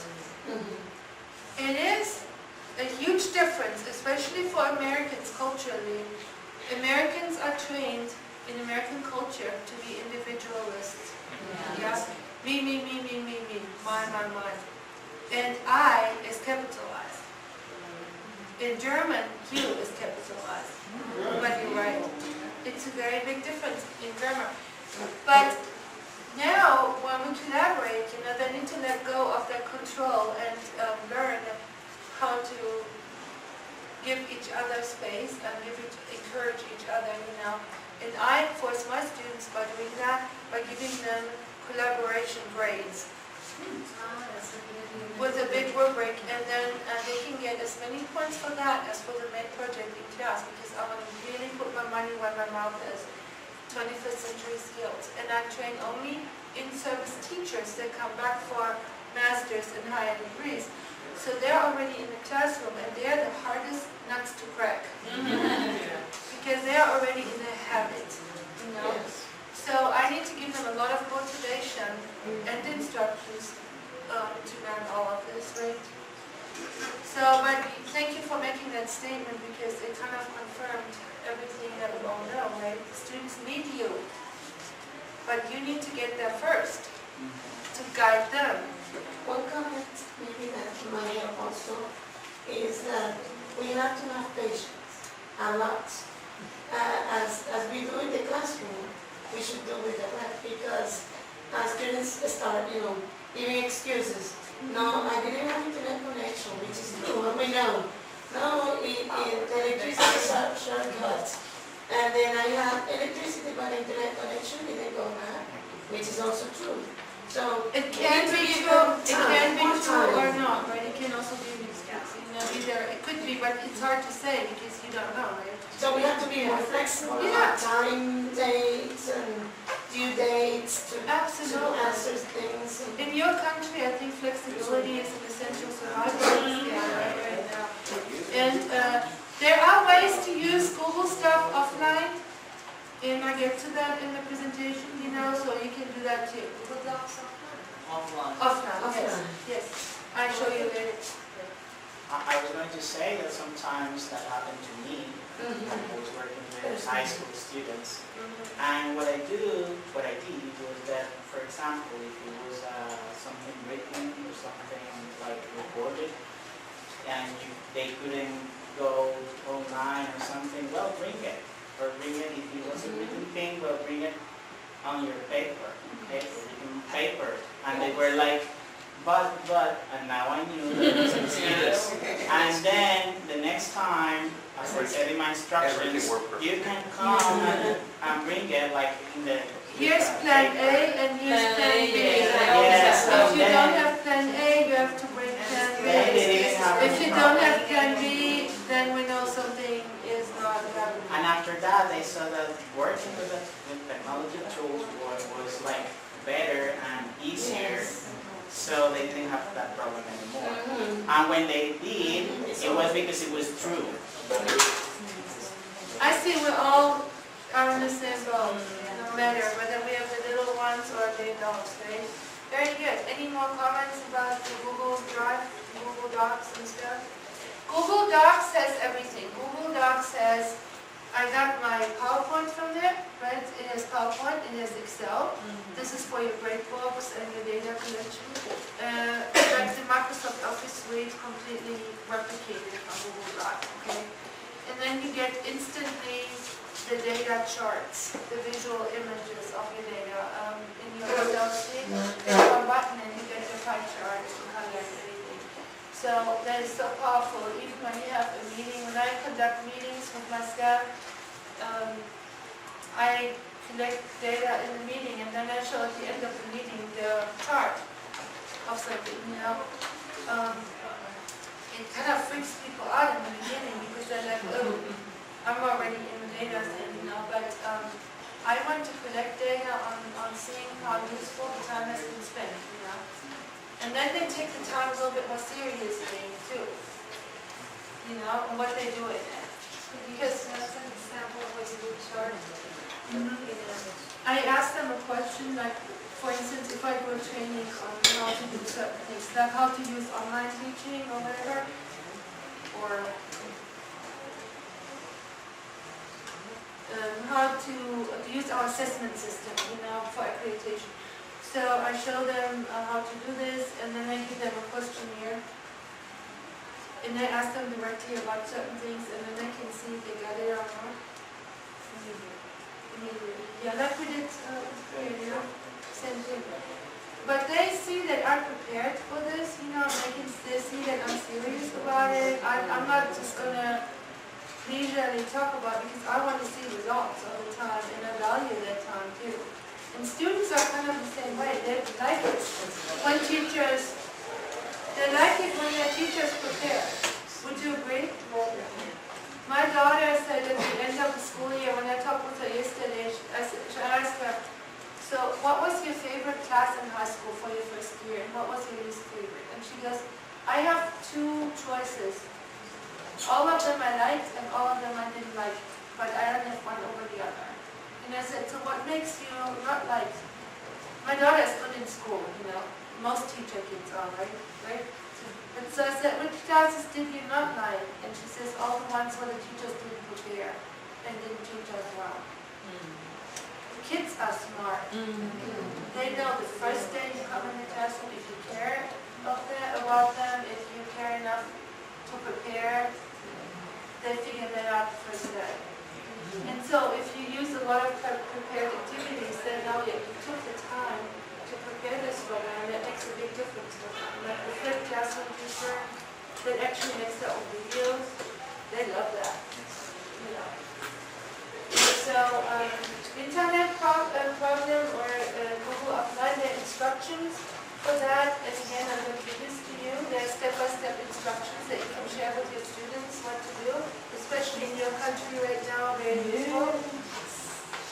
And so I figured that that would be useful to stick in here. Very much. Yeah. And then some teachers have told me when I teach professors, I get questions like, oh no, I'm not going to use Google Docs because then they can see all my stuff I've in there. So what do we tell them? Have you heard that? Yeah, lots of times. Yeah, so what do we tell them? That there are different levels of privacies, that you can share your documents with a certain amount of people, and no one sees it. It's not that they get access to your entire Google It's that Doc. you give access, if you will. You give access to one document or one piece of paper or whatever. And you need to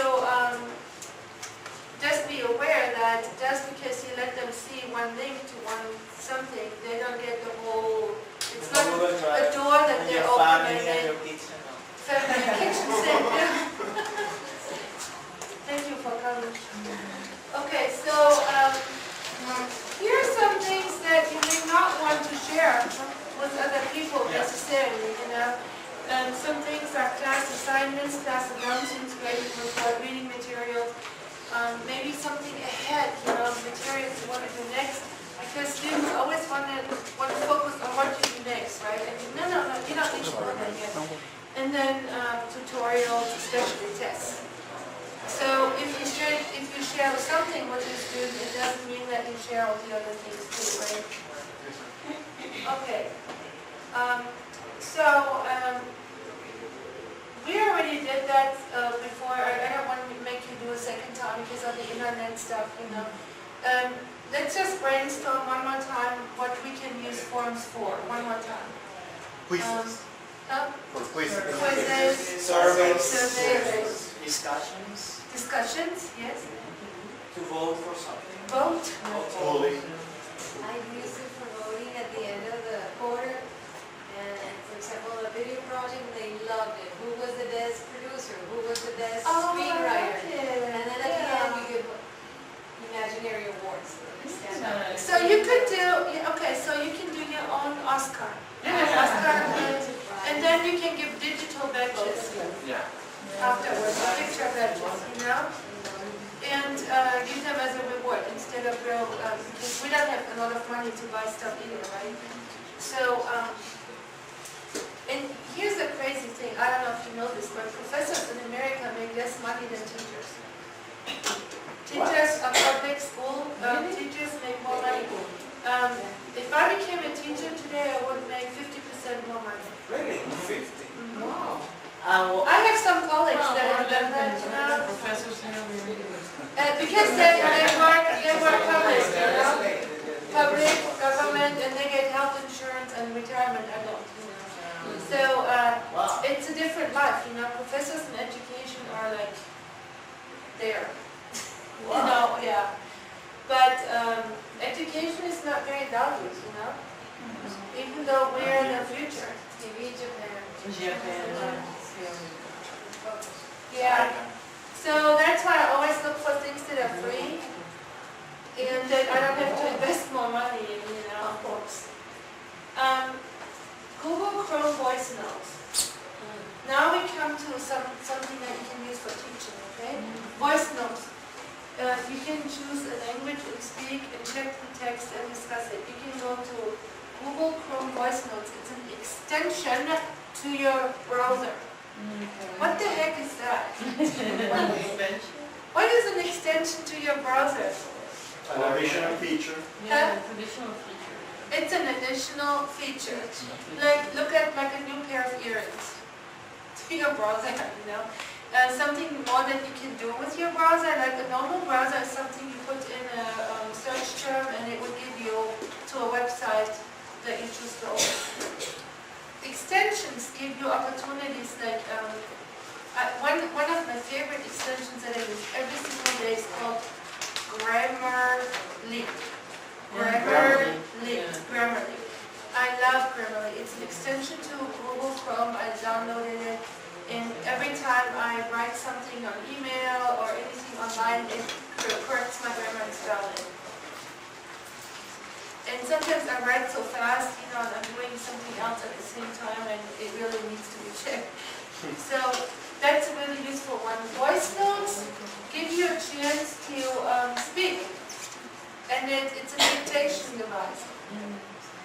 So that's really useful, you know, because if you have a really thick accent when you speak English, what happens when you dictate in English?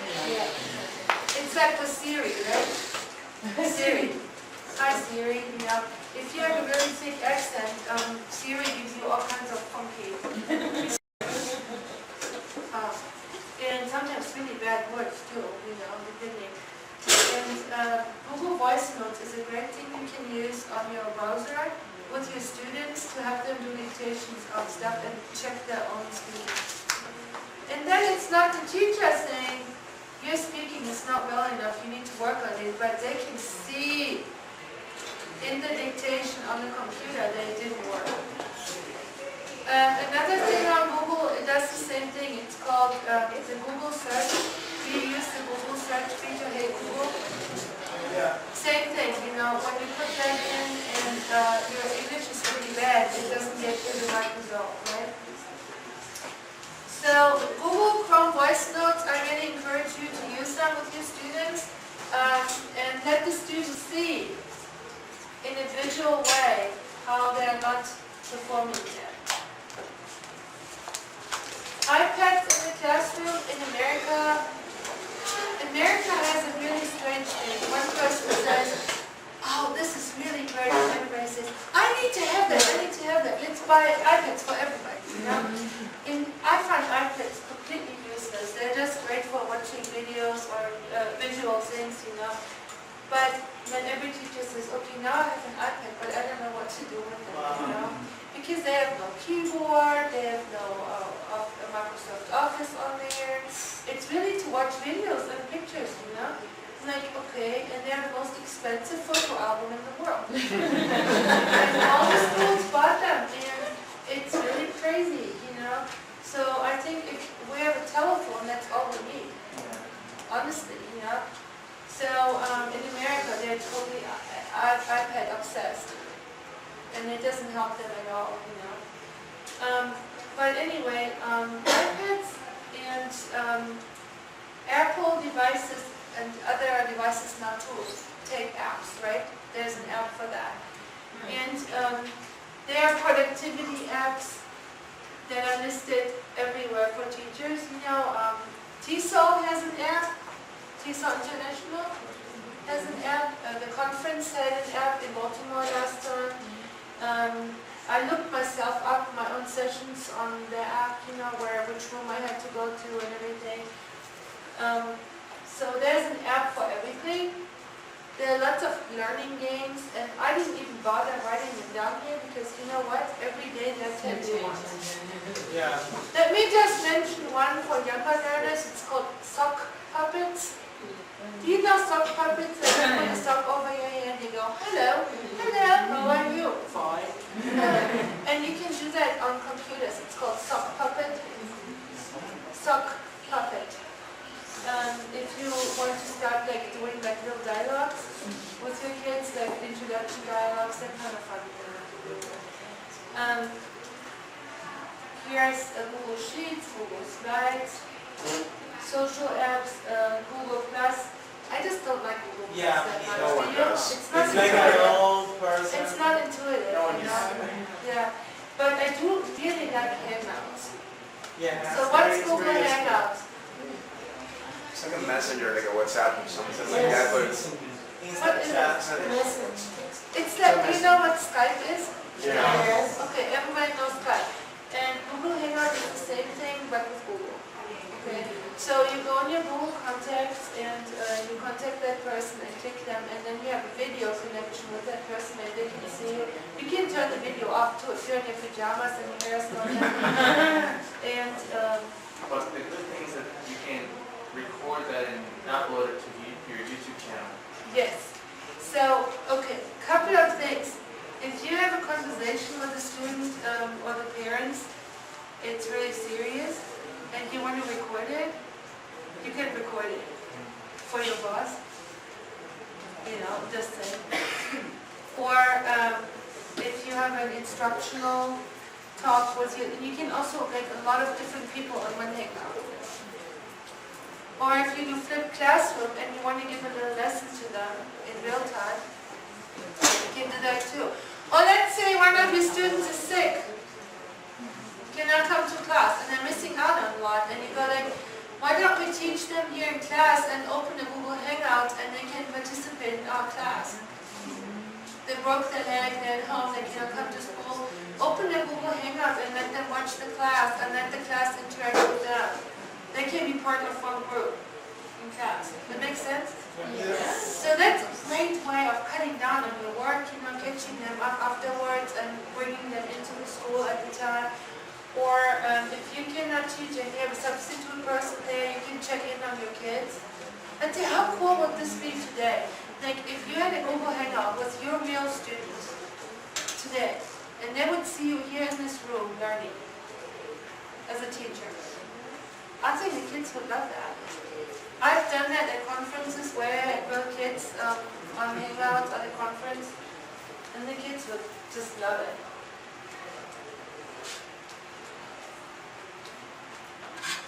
So geography apps, of course, teaching language, geography is always part of what are the border countries, blah, blah, blah, which reminds me a lot of my citizenship test in America that I did just 2 years ago. Like, can you name the ocean to the east? Really? They also have Google Street Maps. You can basically use it to when you're teaching To directions. stalk your teacher. Oh, no, first. My daughter. About that. My daughter knows where every teacher lives, and Oh my she's God. looked at their houses, and she has to tell that. I want to look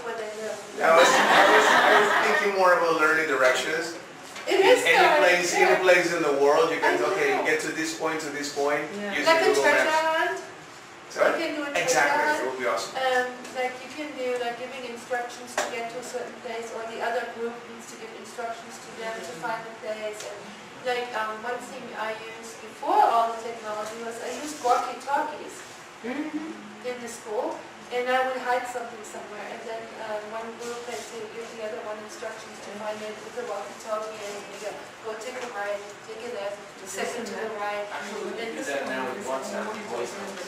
Yeah. I mean, it's the same thing that we did years ago, it's just in a different way, so the students are engaged. Or text it. Yeah, or WhatsApp. By the way, just mentioning that in America nobody knows WhatsApp, except for international people. Everybody looks at me like, what? WhatsApp? What? And they're so confused about that. I like WhatsApp because it's encrypted. Super encrypted, so I can send like personal stuff, like passport pictures or whatever, when somebody needs my information for something, and I don't feel that it's compromised, Multimedia apps, YouTube, Google Play Books, Google Play Music, and Google Currents. Other stuff that you can use. Photography apps, Photosphere, Snapseed. These are some things you can use. In what way can we use photos? Teaching adjectives to describe what you're seeing is, for example, Contextualizing. What? Also contextualizing. Contextualizing. We give vocabularies and we can Yeah. also. To help the students to describe family members like that. Or hypothetical family members. What I do is I give them pictures or journals that they can cut out, pick people that want to describe as their family members if they don't want to use the real one. You can do digital storytelling. The sky is the limit, You can have people have pictures and come up with a monster, take pictures and cut out like 6 hands on one picture, like go to Google Images and build a monster, all kinds of crazy stuff. And then when you build the monster, then you need to describe it to the other group to draw it. And then you need to look at the picture if it's the same. Like a picture dictation. Yeah, I mean stuff that you already do all the time. So other apps, Google Translate, no. Google Voice. How do you activate it? You go Google Chrome and then you just say, hello Google, and then Google writes down what you're saying. And it's so cool because if you have a really strong accent, it will not work, So it's a visual reminder for the students that they need to work on something.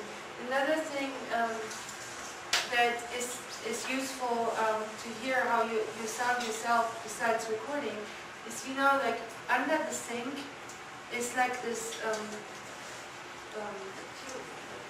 this tube, or how do you call this thing? It's a thing, siphon. Siphon, yes, okay. Yeah, it's this thing under the sink that traps the air and everything. Yeah.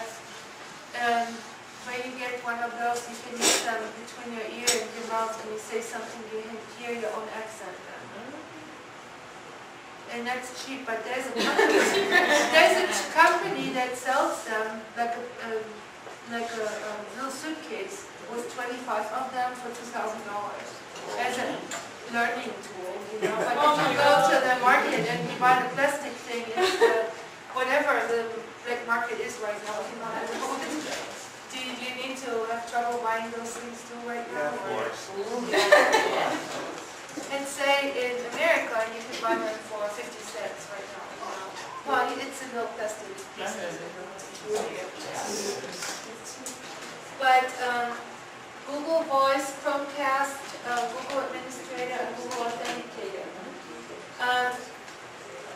So what I wanted to do, if you still have energy, but we don't have internet reliability, I wanted to actually have you collaborate on a forum.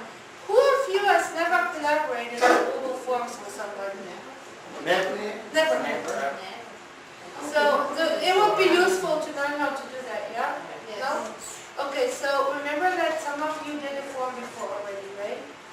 Can I get people to get together with someone who had done a form and on their phone send each other a permission by email or a link to get to that form and do a change on there?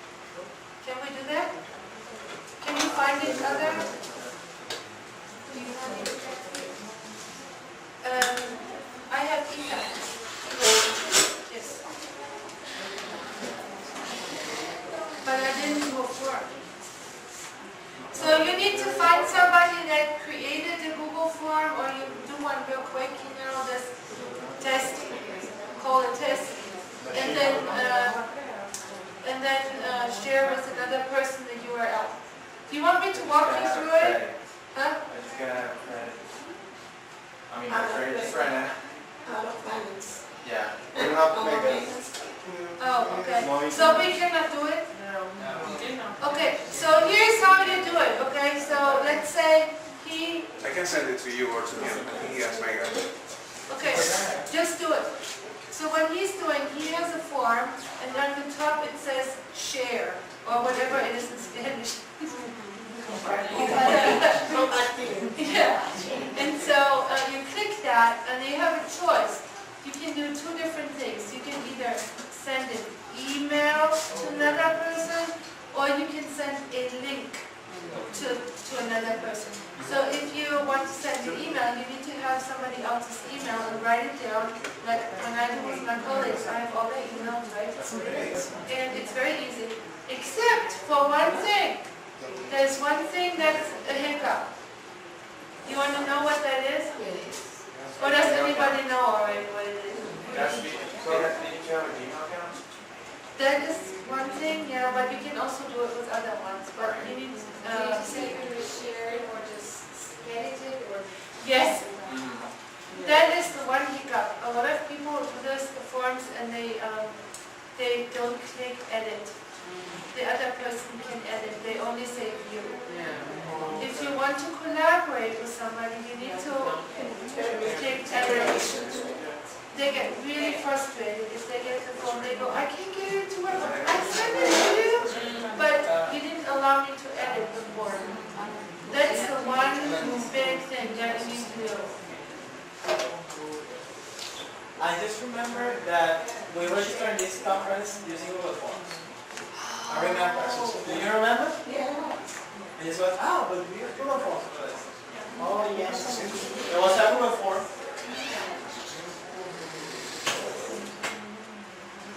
So, any more questions about how to share? I have one question. If I share I do a Word document, and I share it with them, and they do changes, do we have track of the changes? Or Yes. they just Yeah. change? The history. It's like a, It's a log. history. It's a log of all the changes. Yes. Yeah, you see everything. You go to comment on the top, and then you see all the changes on the right side. Exactly, they're recording four people at the same time, each of them has different colors, and then you can know who made the changes. And it has a name. Whatever name you log into, That would be the the document will be that you see. Like for instance, I call myself Her Majesty.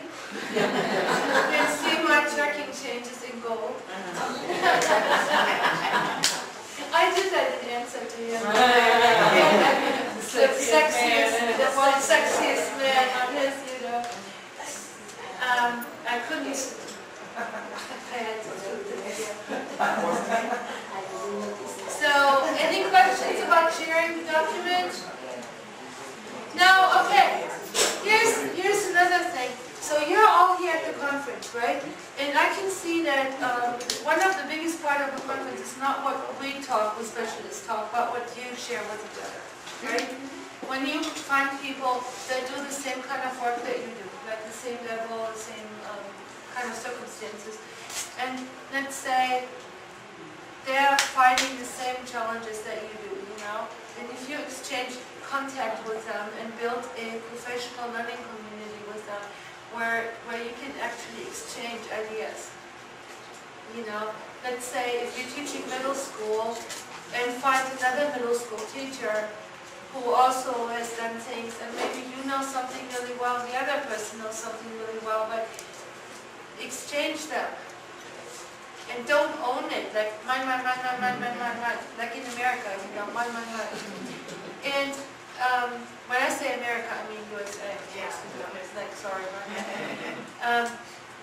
But that is one of the great ways of Google Forms, you know, that if you exchange your email real quick here, and then later on you can collaborate on stuff, you know, then you minimize your time for each person, you know. That is one of the most underused features amongst teachers. Work smarter and not harder, you know. So think about doing that. Learn how to collaborate, because if you, believe you me, if you are not able to collaborate with other people yourself, how would you teach your students to do it? You need to model that. How cool if you do a really cool lesson with your students and you say, guess what? Senora didn't develop that herself. I got it from another senor who was teaching in another school.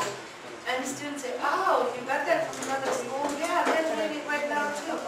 And the students see that you're collaborating with somebody, then they go, oh, maybe I need to collaborate too, you know?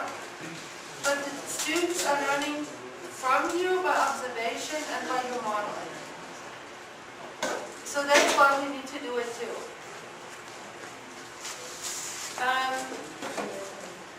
Google, one of the things I started doing in all my classes, in all my online courses, is I always give all my students the accessibility tools. Accessibility tools in each instrument are for people that have trouble reading, writing, or handicaps, you know. So they have a lot of features like text-to-speech, speech-to-text, visual representations that are free, that come with all these instruments. Microsoft Office, Google, Mozilla, all these tools have accessibility. All the platforms have accessibility tools that you can use. And you can use them for language classes to make it easier for them for listening training and for speaking training and all that, you know. So they're already built in. And of course, in addition to that, also use picture dictionaries and talking dictionaries. And you can go online for free. All these expensive textbook companies try to sell you crap. They try to sell you stuff for a lot of money. In America, people actually pay hundreds of thousands of dollars for textbook systems that are completely useless. And you can get all this for free on the internet. Why not?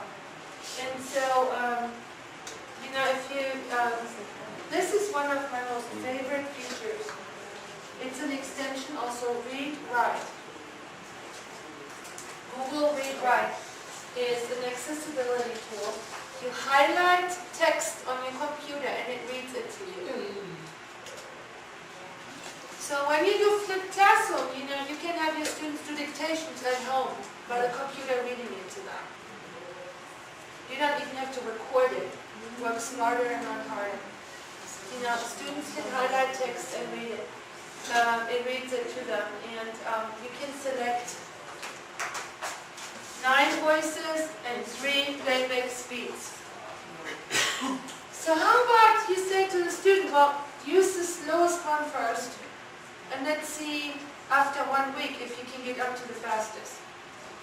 Progressive. And then they are in control. They're in control. They're like, oh, I can do that myself, you know, and they can try it out themselves as long as it takes.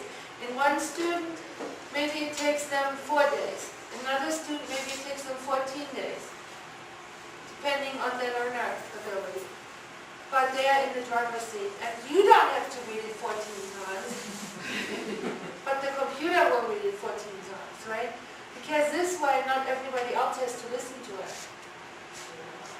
It's so cool. Images and videos to a document.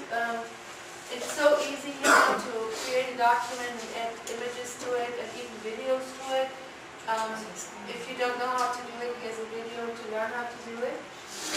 And this is one exercise I do with people, to translate, use Google Translate and translate it in several different languages and look what the end result is, I only use Google Translate when I have friends in weird countries where I want to write happy birthday in their language or something. Because it always gets that right. Happy birthday or happy anniversary or something like that. So I'm safe with that, but when it comes down to anything else, it's not a tool to rely on. Conducting research. So who of you trains people on higher level that are getting ready for university level, college, writing papers, research papers?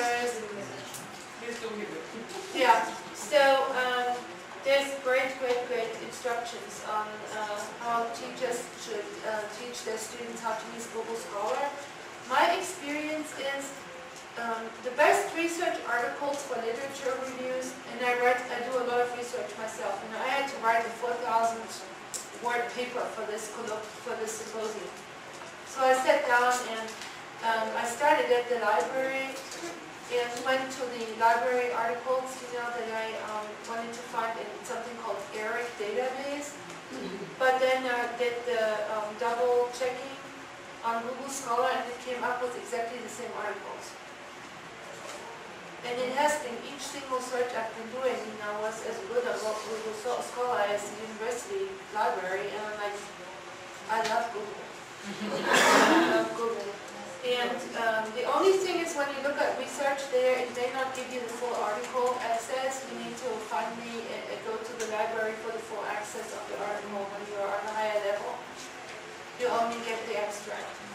But it helps you to do a first screening, and you already can do a little lit review for the students. By the way, there's another tool called Mendeley, where students can do a lit review on Mendeley in APA. A literature review.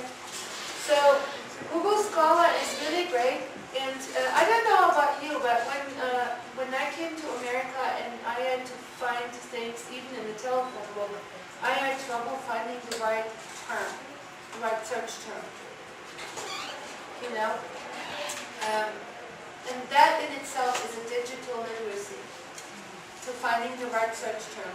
I've talked today during the coffee break with a young man who wants to do a big English program in the biggest ghetto in Venezuela. He said it's the biggest ghetto in the world. The biggest what? Ghetto, maybe, yeah. He said it consists out of 18. He said it's just amazing how bad conditions are there, And so he wants to build up a whole English program there with sports, teaching them the sports. Because he's a former sports star who studied and taught in Chicago, and he wants to go back into the neighborhood where he came from and get the kids lifted up. So I asked him, I said, do you know how to look up literature, research on tips on how to do that in America? Because I teach diversity studies there too. And he didn't know. You know what the search term is for that? What you need to look for? It's called urban education. Why would you look under urban education? But that's what it is, So a lot of the stuff doesn't make a lot of sense, and it's really difficult to do a good search for stuff. Like even when I got married in America, and I wanted to plan a wedding, my husband is not born and raised in America too. So I wanted to look for a room for the wedding, and in Germany it's called hall, like a hall for a wedding, And I looked in the yellow pages of the telephone book for halls, and there's nothing. And then people told me it's reception place. I didn't know that.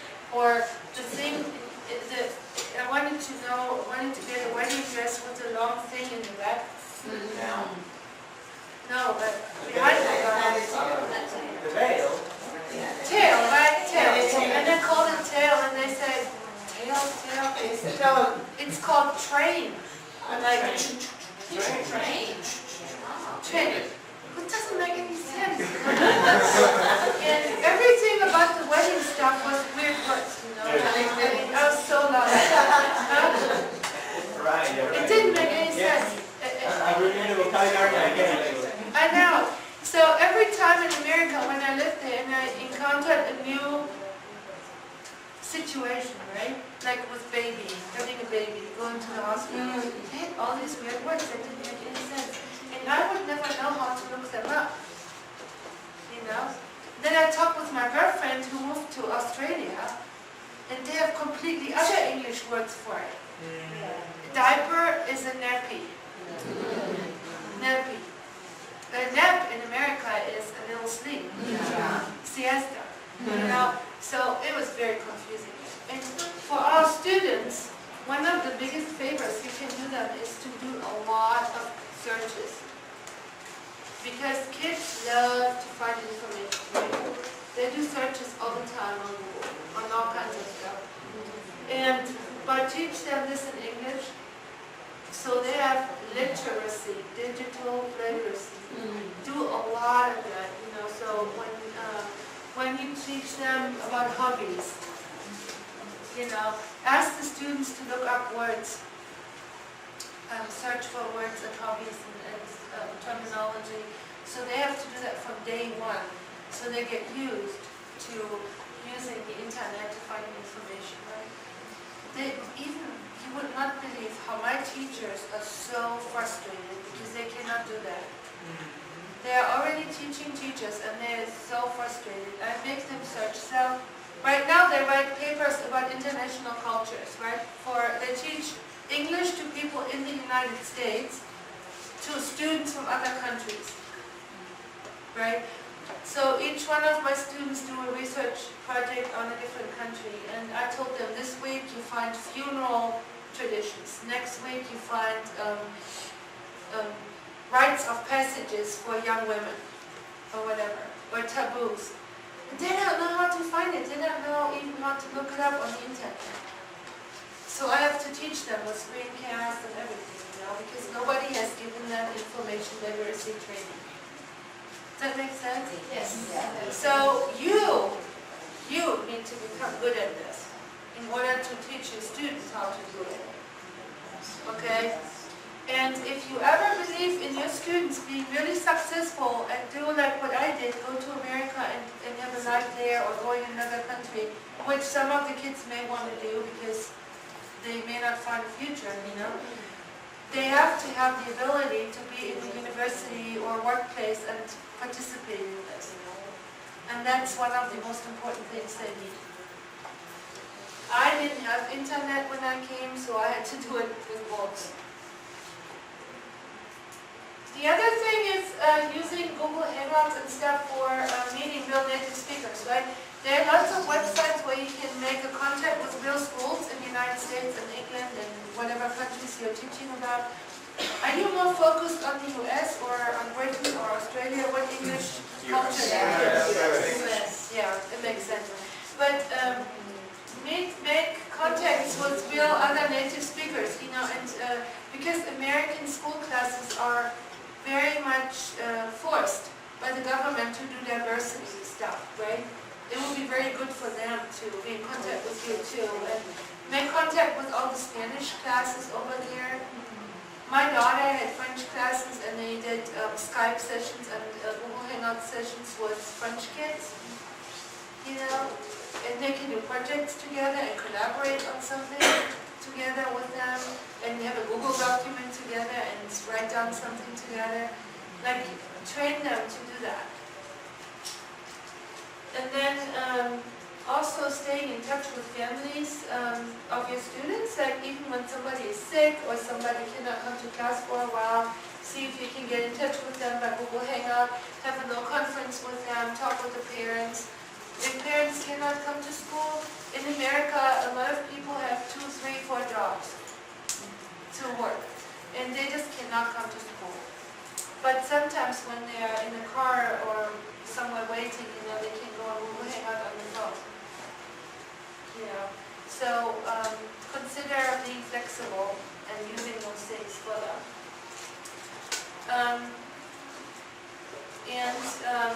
Just create authentic communication. This back channeling is another thing I do at a lot of conferences. I open a Google document during a lesson and ask the students during the lesson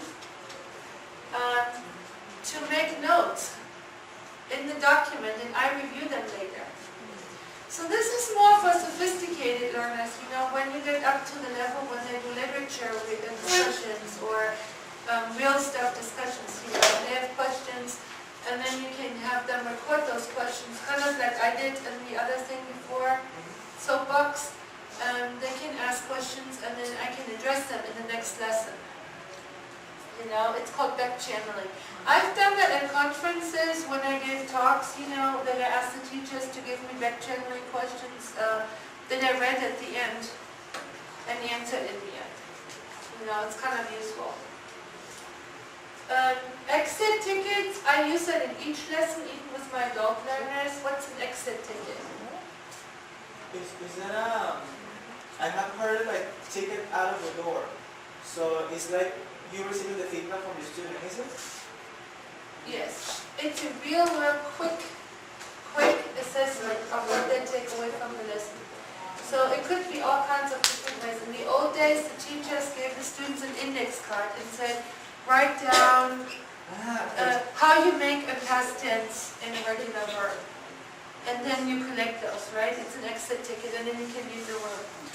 And but today we can do it electronically. And with my graduate students, I ask them to write a summary of the week, what they're taking away from the lesson personally, and send it to me by the end of the week.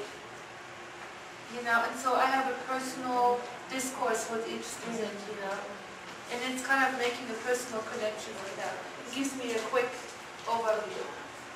I can also use exit tickets as a warm-up for next time, you know, when they come in the door, use the same paper again, hand it out, and let them do something with it. There's a little video on exit slips here. Assessments, cut down on your grading time, use your assessment already formatively in your lesson planning, in your instruction in class. Don't separate it from your instruction, make it one and the same. It's really important. And if you give them, and you can also do peer grading activities with Google Forms, you know, when they grade each other. I do that a lot. I've done that even with small children, peer grading. Only the kids are harder on each other than I was ever. And of course you can only do that when you have a good rubric. Everybody needs to know what they exactly are looking for, you know. You can do report cards and templates for assessment in Google, and the great thing is you can also make them into pie charts and graph charts afterwards. You can publish with Google. There's videos on how you can make classroom books.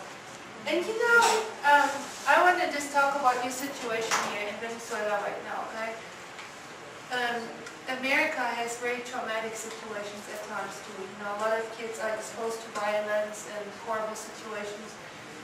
And they have a hard time working through it emotionally because they're really confused and hurt. And let's say you had civil war breaking out or something, you know, the kids need to do something with their emotions, right? And how powerful it would be if you write like a classroom book in English, you know, about their experiences, and so they can put it into a creative outlet instead of carrying it by themselves, you know. Because it probably is very scary when I hear the parents complain about, I couldn't get this, I couldn't get toilet paper, I cannot get medicine. And I grew up as a child of a person who lived all of this, you know, who cooked grass to eat because they didn't have food, you know. And I know it's very traumatic, not just for my mom who lived through it, but also for me when I heard her stories. You know, I didn't even take part in this, but it was traumatic for me to know that my mom went through this. And when they were persecuted for going to church by the communist government, you know. And it's nice when you let your kids write stories to each other, maybe even do digital writing and have a real reason to write about everything. This is a little bit more serious of a topic, but I like to open authentic communication to kids about what matters in their life, right? And hopefully it will all go okay, that everything will be fixed. But we don't know. It could go also bad, right? And I can only imagine how the kids are scared in schools, because they know that, right? And I think do you think it's a problem for the government if somebody would write about this? No. You can write about it No, you can right write. now? Very right. Because for my mom it was a problem, because if somebody told the government, then he would talk about it. Don't put it on Twitter, Yeah, but I mean, in your own safe space, maybe make some room for the children to express, or write poetry about their feelings, And they don't know to be English majors in college to write poetry. They can also write poetry with small words, right? But the main point is it needs to come from a real place where they are, and it's real communication. It may not be about the grammar that you want to cover, but it's real communication for them, right? So, classroom newspapers, where we talked about that before, they come in so many different templates, we have a lot of poor people in America, a lot of kids have never been on vacation. Many kids have never even gone outside 1 mile of where their house is, because they have no cars, they've never been outside there. And, having them write a newspaper about what vacation they would like to take. What things would you like to do if you could, That can already be a great outlet for emotional trauma, They can travel without traveling. Yeah.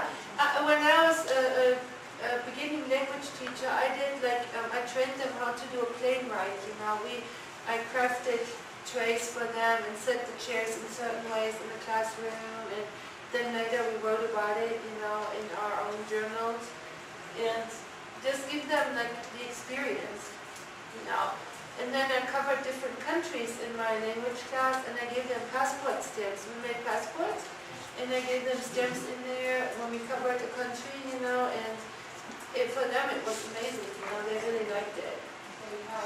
Yeah, and you just give them this opportunity of exploring how it would be, So, again, meeting native speakers. This is for teachers. There's teacher meeting places. Who of you teaches content in English? Math, science, and stuff. I have, but currently no. In many schools, international schools, they teach that. If you're interested in this, Google has spaces for content language specifically.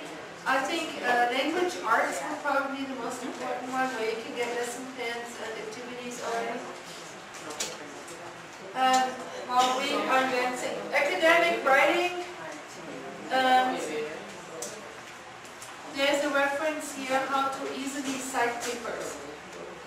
Now, I do want to mention to you that the teachers I'm working with have huge, big problems with APA and citing. They do. I mean, in fact, tonight, after this done, I'm still teaching right now, right? So I go home at my computer and have to write. And I'm already pulling my hair out because it's going to be so bad, and they get so mad at me. But they've never learned it, even though they're Americans. Okay? So do me a favor, teach your kids those skills early on. So my daughter learns it in school now because it's part of the curriculum in America. She writes writing papers since 3rd grade, and she has to cite and have references since 3rd grade now. Her teachers have never learned that. And what is most commonly used? APA. Okay. Here's the thing. Anything in behavioral sciences, and sciences is APA, because APA focuses on the most English and literature is MLA. Okay, education is APA, psychology, science, biology, medicine, all APA. Only in English they use MLA.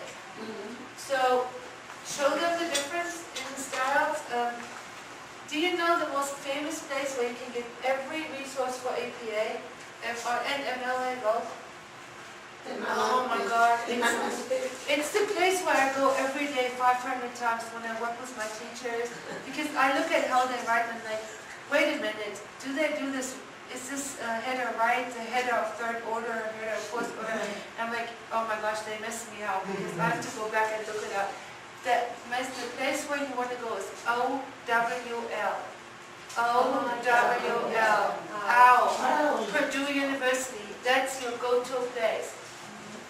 And then if you look it up, to give you a little tip, don't go through the whole thing and read everything. Just write, how do you cite numbers in APA?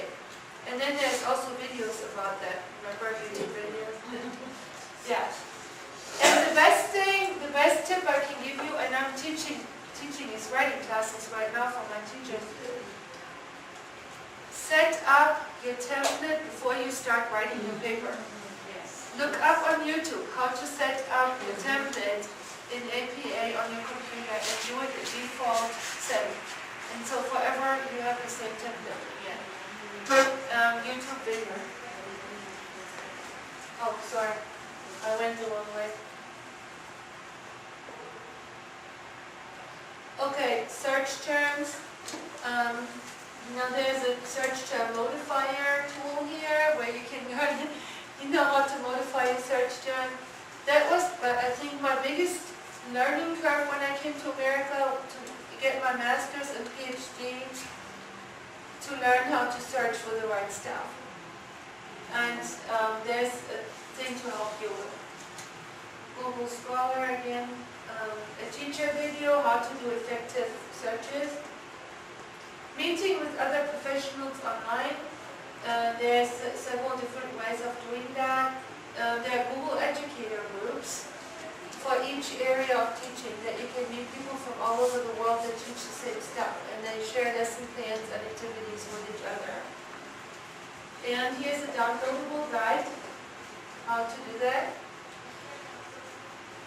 And then, if anybody of you wants to open their own business and make money, you can teach English with Google Hangouts on air and charge money for it. I just want to mention that because we teachers are so humble. I do almost everything for free that I do. Yes, all for service. And I'm really questioning that lately, because we do have skills, that are worth something. And I know people like Nelly, Müller-Deutsch with Viz IQ and so forth, they got really rich with doing this. With IQ. With IQ. Google Hangouts on Air is really popular. If you want to see some examples, a girl called Rachel's pronunciation channel on YouTube, you know her? My God, she's so good. Then there's collocations, Jason Levy, you know him too? Everybody knows him, he makes so much money, Why not make money out of your skill? There's nothing wrong with it, Maybe some business people want to learn English and pay you, and they cannot meet in the same house or area with you, but you can teach somebody in Guatemala because when they're Spanish speakers, and put it out there, right? I should do that too. So here's contact for me, and there are the two blogs, and the first one is Broady ESL, and then it has all the ESL resources on there. It has thousands of resources, so what you want to do is go to the search window and specifically search for something that you look for. The other one is digital learning and teaching, and I have, again, dozens of search terms, categories on there that you can find, like digital storytelling or whatever. I have also a lot of leadership stuff in there because I want my teachers to be good leaders and role models. model, so there's a lot of leadership, how to conduct with meetings, and how to deal with difficult colleagues, and of course we don't have them, you know. Okay, so that's kind of what I had prepared for today, and I take your questions and comments. I know, you look so exhausted. I did everything here that I didn't want to do. I hate to lecture, I hate to do it, but without you having your internet, it's... How will we get the presentation? I give them to your organization and they can distribute it, because they have your emails for the Google document. Yes. Yeah. So, what can I answer to you? You have given so much information about it. I talked to your dad. Not much, but useful. Do you think so? Oh, yeah. Let's look at the comments. Do you want to look at the comments Yes. that people made? Okay, so let me get out of this. Okay, so let's start. I'd like to know how long approximately it takes to plan a fit test.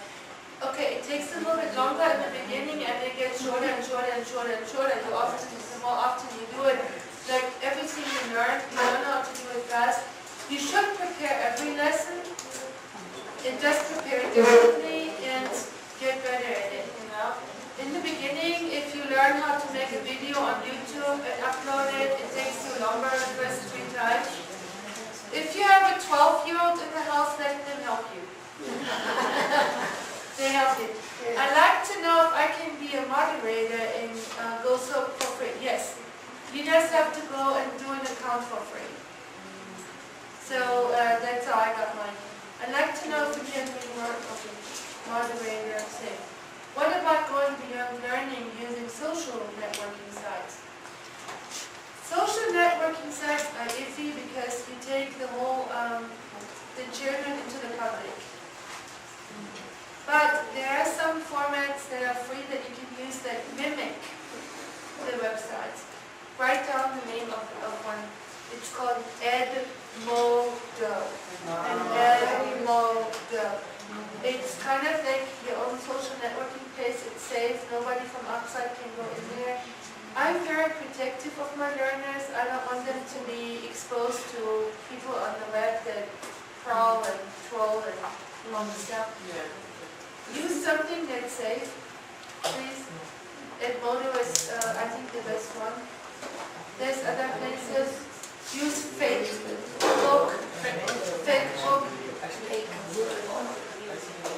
But I would be very careful. There is a possibility on Facebook to have a closed secret group on Facebook.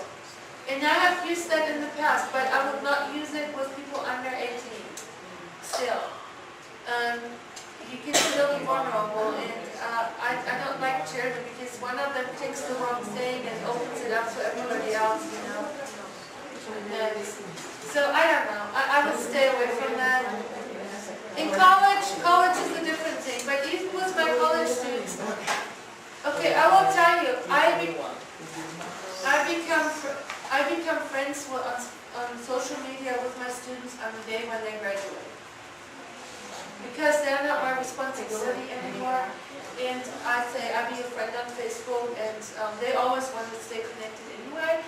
But as long as they're my students, even if they're 50 years old, I feel like I don't want other people to look into their communication with others, you know, because it's a safe space, you know.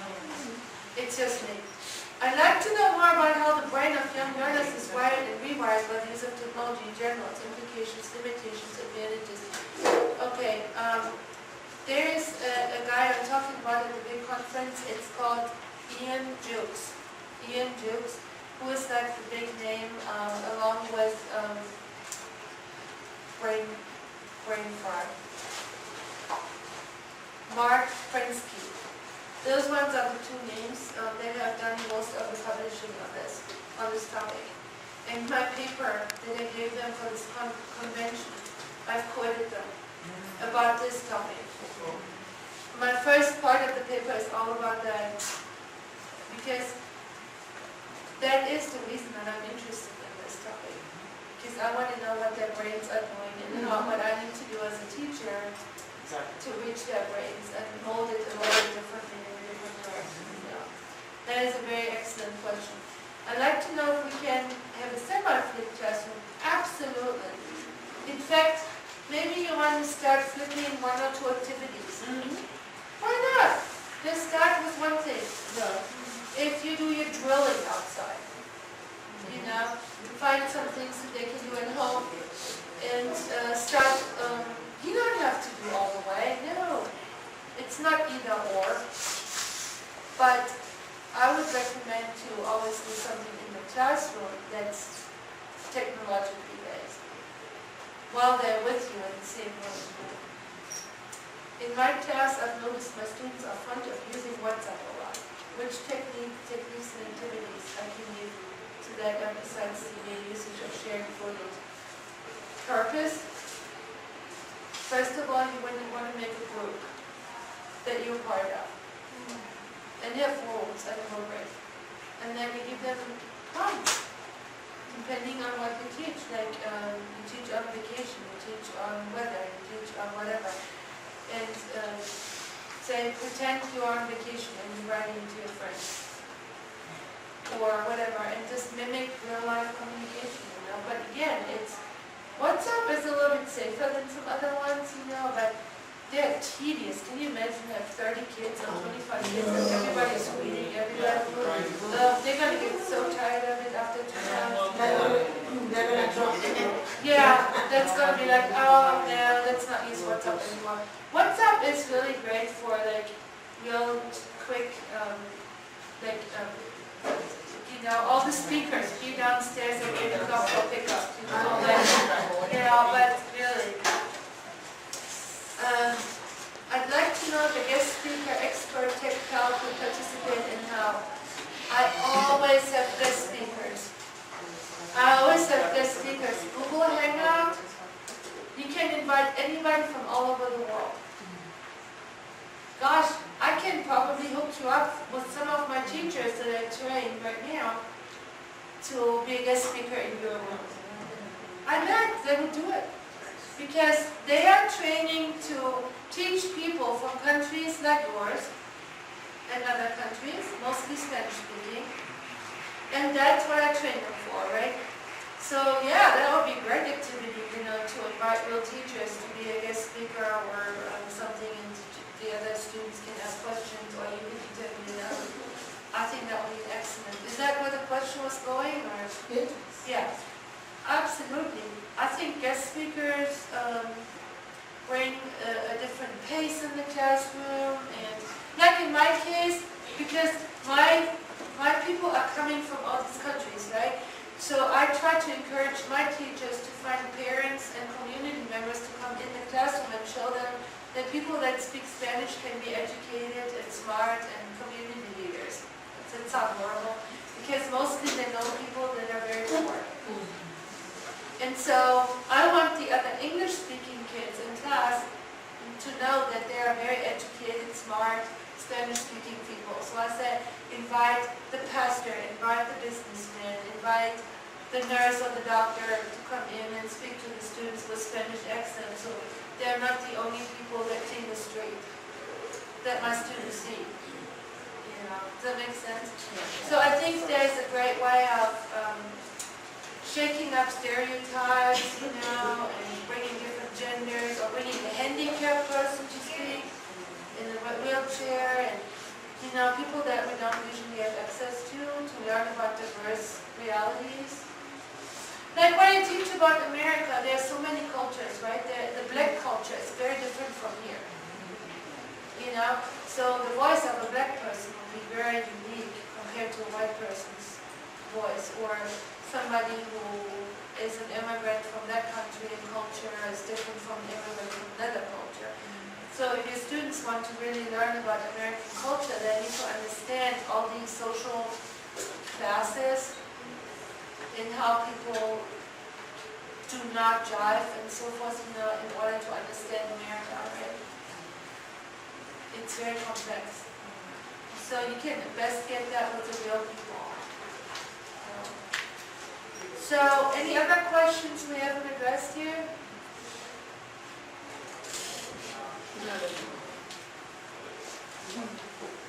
Is anybody coming, are you all coming to the big conference or not?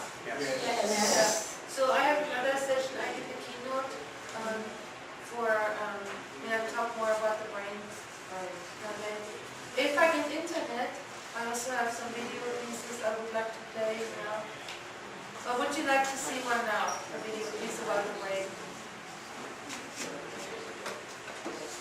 If I get in here.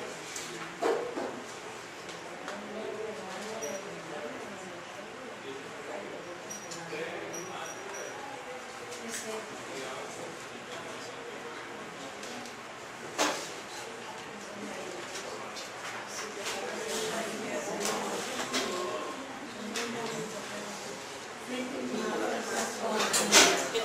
I can't get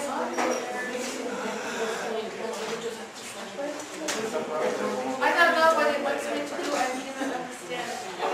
From username and password.